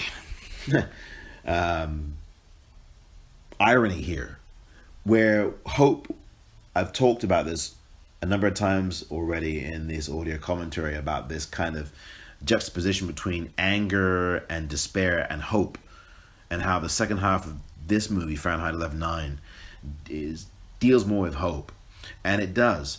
And the irony of that, when we see the kids of Stoneman Douglas High School, juxtaposed with the architect of hope, right, President Obama, and he ran with hope as one of his slogans, right? That was one of the slogans, at least was put there by artists. I mean, you know that Bill Clinton ran with that in the early 1990s, but Obama was part of that too. He did that with Yes We Can, but also Hope. And here were the two women that flank him, who both worked in his administration.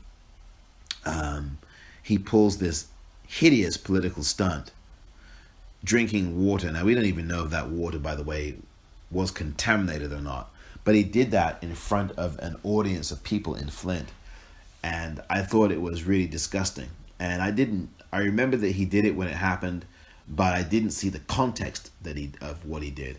And the crowd reaction to what he did was not put in the corporate news media. Surprise, surprise at the time.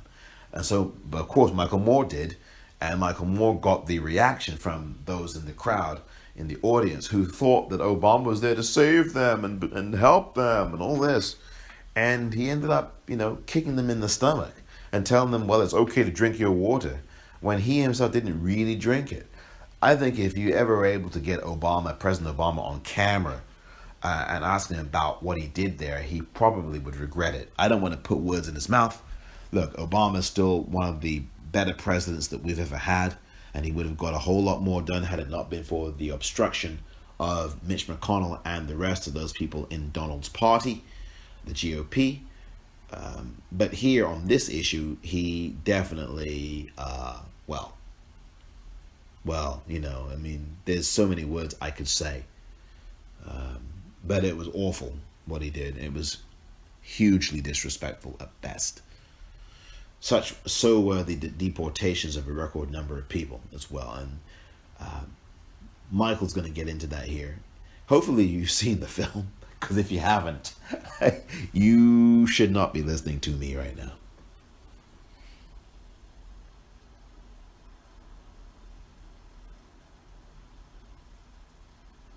I think it's good that Michael gets John Podesta, who, of course, was the scene at the beginning of the movie, talking about, we'll have nothing more to say about the situation with Hillary Clinton and Donald.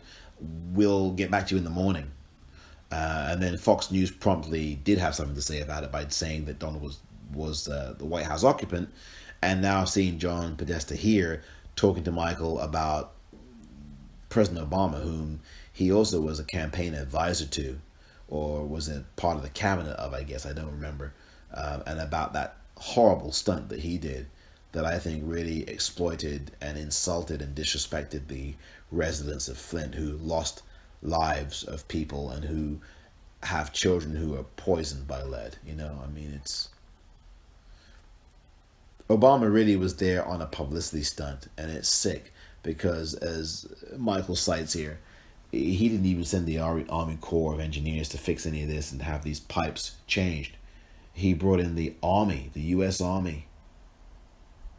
And this was almost over a year into the poisoning of Flint. And here is another assault on the people of Flint. The poor, the vulnerable, And here we go again. And this time it's military training exercises on abandoned buildings without warning. That's what's so disturbing here. This is about a system. And I think that's what Michael's also getting at here.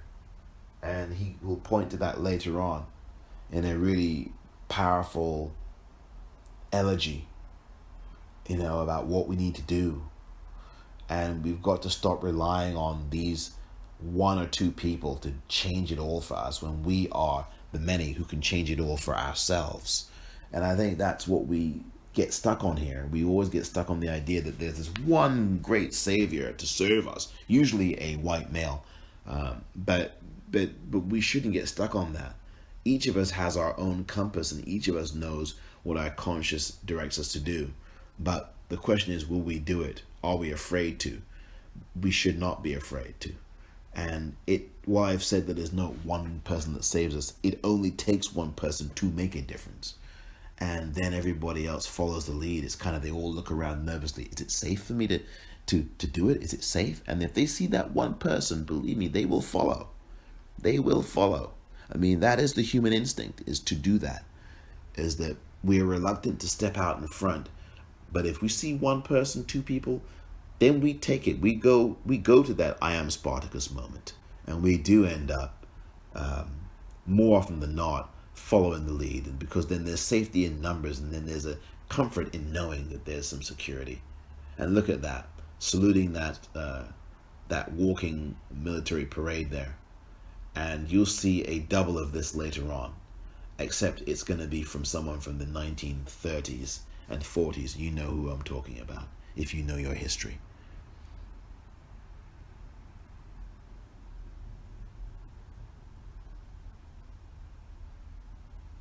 Yep, this guy was the only guy to visit Flint. No, the only person, none of the candidates, whether they were Republican, whether they were Democratic, none of them visited Flint. He was the only one. You're looking at him. And look at the way he stares. You'll see it here. He's staring at the camera like this, with his eyes like looking straight at you. You know, those walrus beady little eyes looking straight at you. I am the storm. You know, it's interesting. I heard that line in another movie that came out in 2018. That came out a couple of months before in Mission Impossible Fallout, as that very same line in the first 5 or 6 minutes of the movie. You know, the first few minutes of the movie, Tom Cruise says it. It's like, oh my goodness, you know, just kind of interesting.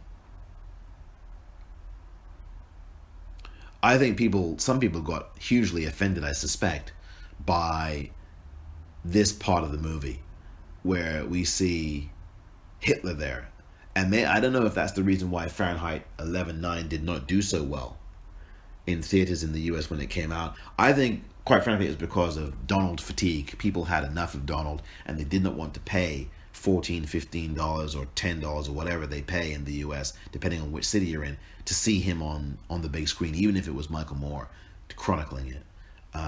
I think a lot of it had to do with distribution of the movie too. I think a lot of it had to do with people getting wind that the Democrats get attacked here. I don't know. Maybe that last one not so valid. But I like what Michael Moore said, that he wasn't comparing Donald to Hitler. He was comparing Hitler to Donald. And I kind of like that because that's exactly what he is doing, you know? He's putting Donald's voice into the mouth of Hitler.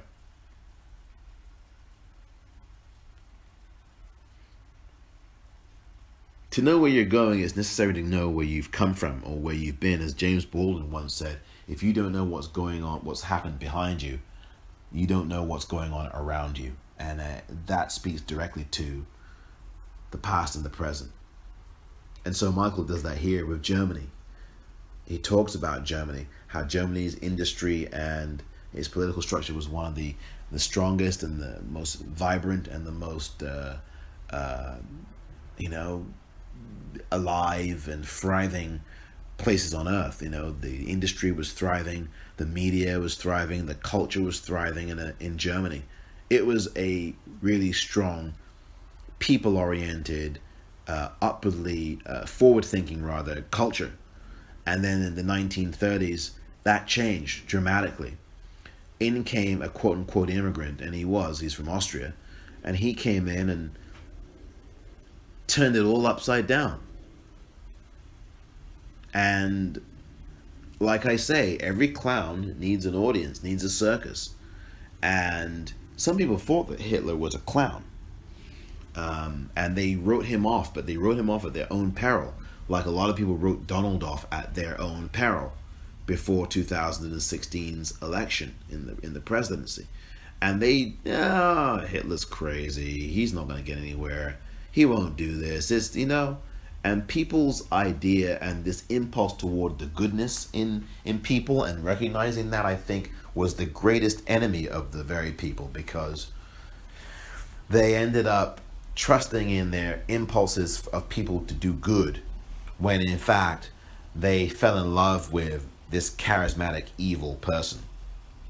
And it hurt obviously Germany and hurt many other countries, because the German public sat by and acquiesced to this terror and evil and murder, and still believing that this guy was doing the right thing. And that's what the most disturbing aspect of human beings is. And the Reichstag fire was the perfect engine, quote unquote, perfect in quotes, for Hitler, because then he rationalized getting rid of the Communist Party, who actually had been governing pretty well for the most part. And someone can correct me if I'm wrong, if they disagree. And there we see the shot again of that marching army, very much like what we saw with Donald just a few moments ago. And so Hitler got rid of the Communist Party, the liberals that ran close to 2/3 of the Reichstag, and the Reichstag fire had come. Hitler blamed the Reichstag fire on the 2/3 of the party, got rid of them, and ended up being the leader. And the people voted for him in an election, and that was that. And even the New York Times back then, wow, 1933, they this so-called liberal newspaper, right? BS to that. They wrote these articles basically praising Hitler, saying not negative things about him, and then said, "Oh yeah, this this guy was using Jewishness to get followers. He wasn't really anti-Jewish." It's like, come on. So you tell me the paper that castigated Dr. Martin Luther King Jr. in the 1960s and praised Hitler just 30 years earlier is a left-leaning newspaper? I don't think so. The New York Times is not a left-leaning newspaper.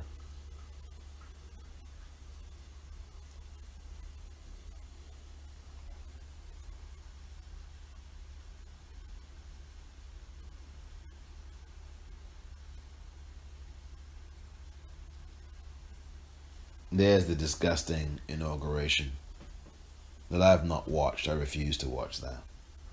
And this guy's already running for 2020. All Donald has done in this term in office has been play golf, lie 32 times a day, if not more, and over 7,000 times and counting, if not more, and hold rallies. And here's the great professor, Ruth Ben-Ghiat of New York University. And what she says here about authoritarianism and trial balloons and floating authoritarian language. Oh yeah, I'd like to be president for life. This happened with W when he talked about, I'm the war president, and in fact, I'd like to be a dictator. He kind of quote unquote joked about it, but that's a trial balloon. And this is all setting a stage, right, for this guy, Donald. President Xi, he's president for life in China. Maybe we should give that a shot someday. And this is not a joke. When this stuff is said, it's meant. Many a truth spoken in jest. And I would submit to you that that's exactly what's going on. And Professor Ben-Ghiat talks about that here. The media amplifying the bidding of the dictator. Doing it for ratings, but for whatever they're doing it for. But definitely, the trial balloon and that subliminal message is just powerful because it's in the minds of people. And once you open your mouth and you speak something and those vocal cords release it into the airwaves, it gets to people's heads. People listen, they hear it, and they cannot unhear it. It's like that jury whom you've said something to, and then the judge says, disregard that, jury. You will strike that from the record and disregard it. But of course, who does? Nobody disregards it. You've heard it. It's too late. And that's the point that Professor Ruth Ben-Ghiat is making. And she's really good. Really love what she has to say here. And she's written about this kind of thing for years. And has done a lot of work on it. So she's also on Twitter, by the way. You can find her pretty easily.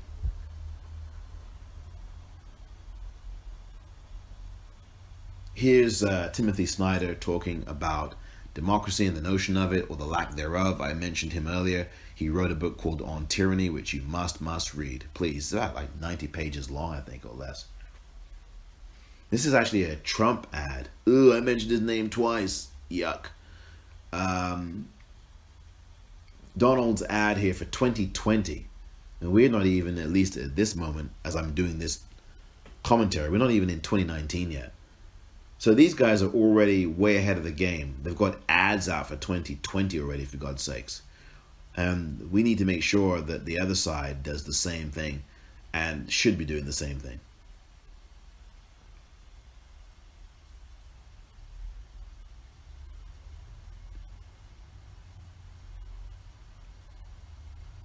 This is the havoc that Donald has wrought.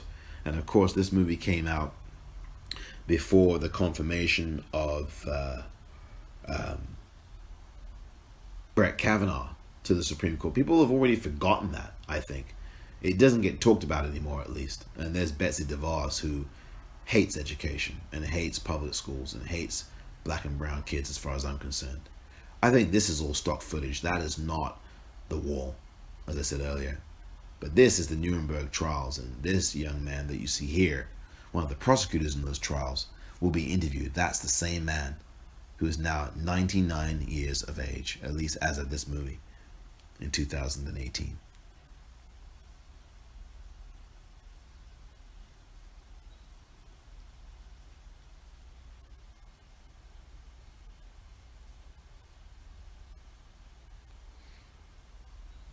As he speaks here, I just want to just say something. I think it's a real mistake to say that, and I'm probably just contradicting myself in saying this. I think there's a real mistake when we say, oh, this is a leftist position or a right position. This is a humane thing. When we talk about wanting to end people like Hitler and we want to end authoritarianism, this is not about being leftist. This is about being humanist and about wanting the best for every human being so that we don't have despotism, so that we don't have dictatorship. World War II was fought to vanquish those kinds of things, to vanquish someone like a Hitler who was, spreading this evil all over Europe and was threatening to conquer the world with this. And had it not been for the British, and had it not been for the Battle at Normandy, and for people like the British and the Americans eventually getting involved, and the sacrifices that the British had to make to, in the Blitz in London and all over in the UK, and this is, we have to study our history. We have to study our history. We'd all be speaking German right now if it wasn't for the sacrifices made by the British and by American forces as well, who finally got involved after a lot of delay under FDR. A lot of delay.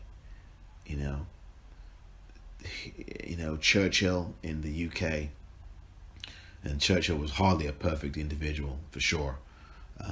But my point is that they were leaders who stood up to this ultimately, and we need to do that again. And we are our own leaders in this regard when it comes to this and Donald, because he has infected the country. And quite frankly, it will take some time to undo some of this. But the truth is, it's always been here for 200 plus years, if not, and a lot longer. Donald's attitude toward the press is despicable. And so is that t-shirt message. This authoritarianism. Press, you kind of ask questions of me. This is all a show, but it's very dangerous. It's very dangerous.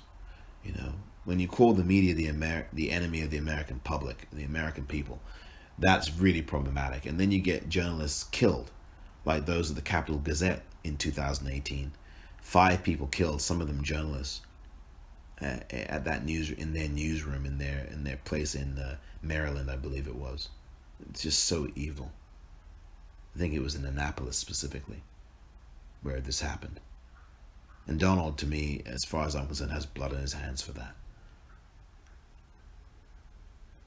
This dictatorship that he wants to emulate so badly, And I think what you have to do in 2020, if you're in the United States of America and you are an eligible voter, is first, make sure you're registered to vote. Second, vote this clown out. Donald has no place, as far as I can see, ever being in the White House. No business being there. And Dr. Ruth Ben-Ghiat points this out, about the authoritarianism at least. She's really good at what she does. I really respect her a great deal. Really love her work as well.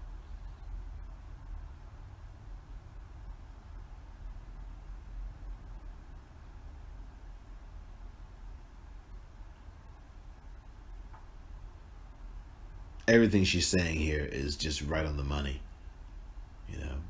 These despotic tendencies and these tendencies here. And you see these crowds are almost always 99% white. 99% white crowds. And stuff like this, I'd rather be a Russian than a Democrat. Well, if you'd rather be a Russian than a Democrat, then you can head to Russia and see how they treat people. treat gay people, treat people of color. Why don't you go over there and take a good look at that? And if you'd rather be Russian, then you can perhaps stay in Russia and see how that works for you.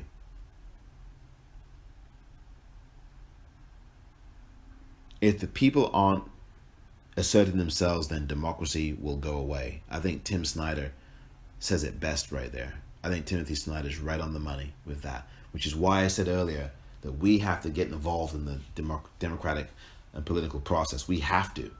That is us calling our senator, our congressperson. That is what we're supposed to do. We're not supposed to just go to sleep and go home and let them turn it over to them. You wouldn't turn your kid over to just anybody, would you? You wouldn't turn your child over to just anybody. No, you would absolutely do the due diligence. Well, we have to do the due diligence here to make sure that this country does not slip, as Joe Madison says, into darkness. We need to make sure that it does not.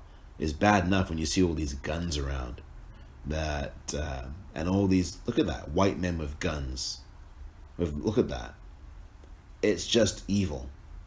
I'm not saying people shouldn't have them, but it's about responsible gun ownership, and having 200 guns, 100 guns, 60 guns is not responsible gun ownership in my view.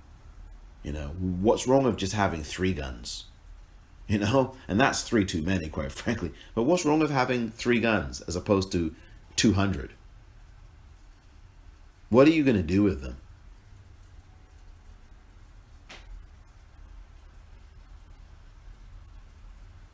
There are people in this country like Steve Bannon who want out and out violence. There are people on Fox News who want out and out violence against black people. I mean, look at this dummy of Obama, that mannequin being shot up like that, and a young white boy is being indoctrinated into that culture of violence against black people from a very early age by his own parent, by his own dad right there. Some people might say that this movie is alarmist. I don't think so. It's a really good cautionary tale. And it's an instructive tale because it shows us what's really going on with the footage of the media, with the footage of the past, the Reichstag fire. And of course the parallels to some degree with 9/11 and how what happened on September 11, 2001 in the US in at least 3 or 4 different cities has really now has brought us to this moment of Donald, and it's paved the way for him. It really has, you know, and it's sad, it's sickening, and it's also sad how we kind of had this, a lot of us have this fond, quote unquote, fond remembrance for George W. Bush, given the fact that Donald has been such a criminal and such an atrocious human being in the White House. There are a lot of people who may have hated George W. Bush back in 2003 and 2001 and in 2000 and in the 8 years that he polluted the White House, but they actually now have this kind of fond yearning for him, you know, which is really disturbing because that goes to show you that compared to Donald, he's basically a choir boy.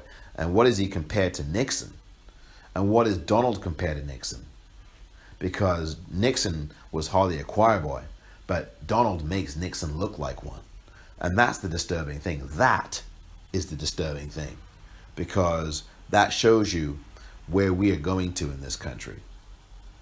And it's not a good place.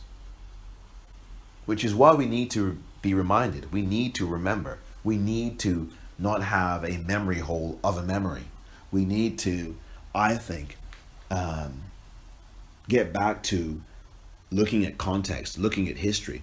And I think Michael is astute here by putting Ben Ferencz, the survivor from the Nuremberg trials, who's still here, experienced the Holocaust against Jewish people, and is the Nuremberg prosecutor, and he's 99, 100 years old.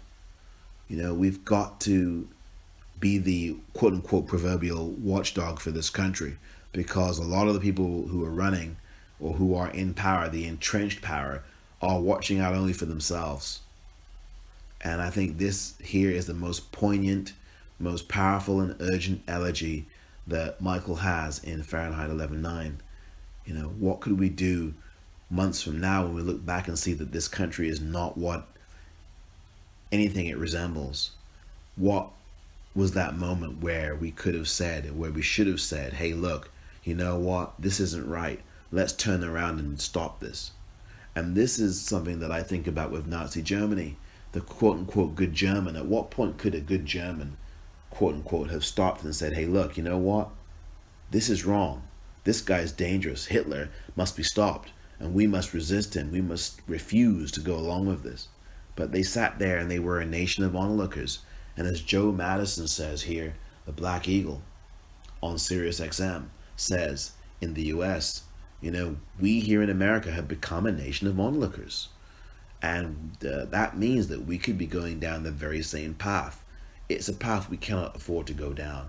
And so I don't think Fahrenheit 11/9 is alarmist at all. And we see these clips here of previous Michael Moore movies like Bowling for Columbine, and you'll see Roger and Me, and you'll see Capitalism, a Love Story amongst some of these clips coming here.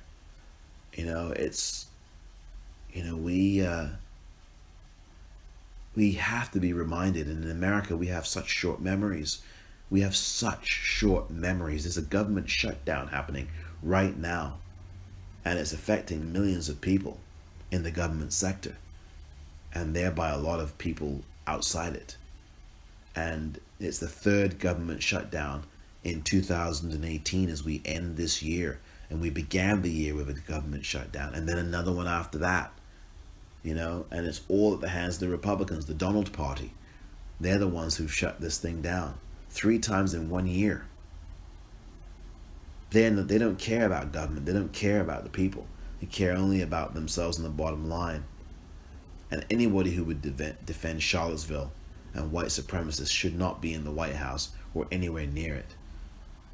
You've got people in Congress like Steve King, who absolutely is a white racist.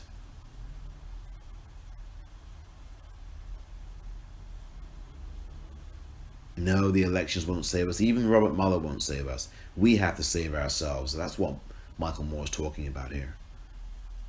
And as much as I would like to see Donald impeached and convicted, he won't be. He'll be impeached probably. It's possible because you've got a Democratic majority in the House as of 2019. But he will not be convicted because you've got a Republican Senate majority.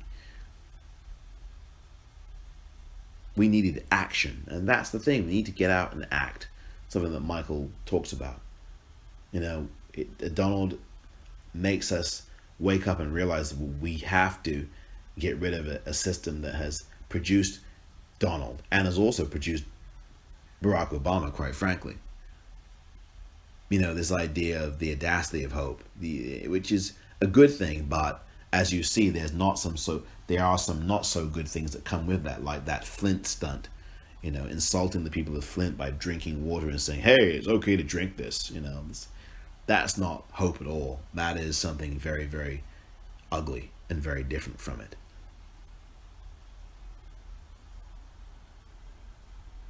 Speaking of trial balloons, and look at that shot of cleavage. I think that's completely either accidental or deliberate,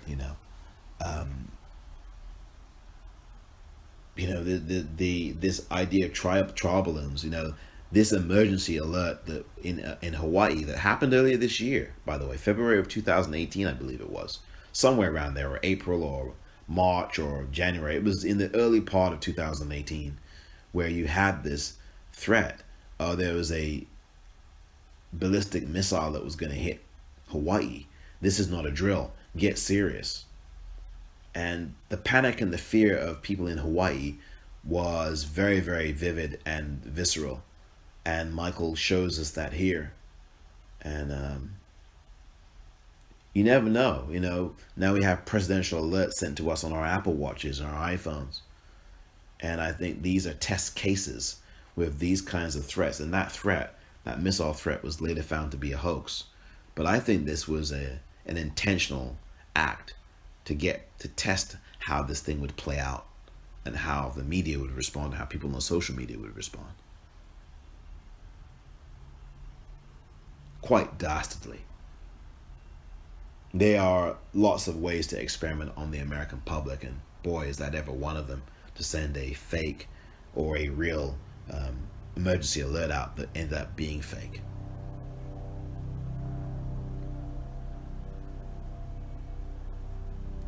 And we end this, or Michael ends this movie with Emma Gonzalez. And I think it's the right place to end it, with the future of America being in the hands of the young and what the young generation will do. And then you hear that voice later on from the crowd going, "Go on, Emma!" And yet that voice has to be part of the involvement too. You know, everybody, that man's voice you hear has to get involved. We all have to be involved.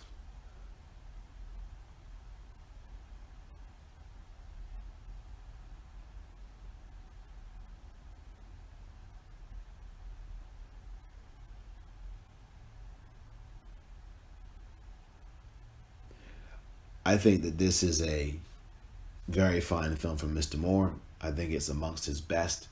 Um, I hugely enjoyed Bowling for Columbine. I think that's probably the best one he's done, because of really the urgency and the probing questions, and the really good stuff that he did there. And this one as well, along with Where to Invade Next. All of his films are very, very good. And I love the theme here. I love the rendition of With God on Our Side by Kanan. And Kanan changes the lyrics from Bob Dylan's classic and adds his own interpretation and lyrics to this song. And I love it. I really actually like his version better than Bob Dylan's original. Kanan does a really great job here. And so many people involved with making Fahrenheit 9/11, excuse me, Fahrenheit 11/9. Oh my gosh, numerical dyslexia. So many people involved in the making of Fahrenheit 11/9, and you see them all here in about a space of 2 minutes, really quickly. They all contributed, and I thank each and every one of them for their contributions as a moviegoer, just as a moviegoer. And I appreciate all of the material. Look at all the material there, coming from all these sources. And then the music. A wonderful film here. A great film, a painful film, powerful film, an uplifting film. I think ultimately this film inspires. It gives us both sides. It doesn't treat us like immature people or kids. It treats us honestly. And you have to present all of it and digest it. It made people cry, it made people laugh, it made people think, and it made people vote ultimately here in 2018, in November of this year, 2018, because what you saw as a result, and many other factors obviously, was change, and that needs to continue. I want to thank you very much for these last 2 hours and 8 minutes, for your indulgence in listening to me in this unofficial audio commentary for the Blu-ray of Michael Moore's terrific film Fahrenheit 11/9. It's a must-see, and I thank you very much for your time.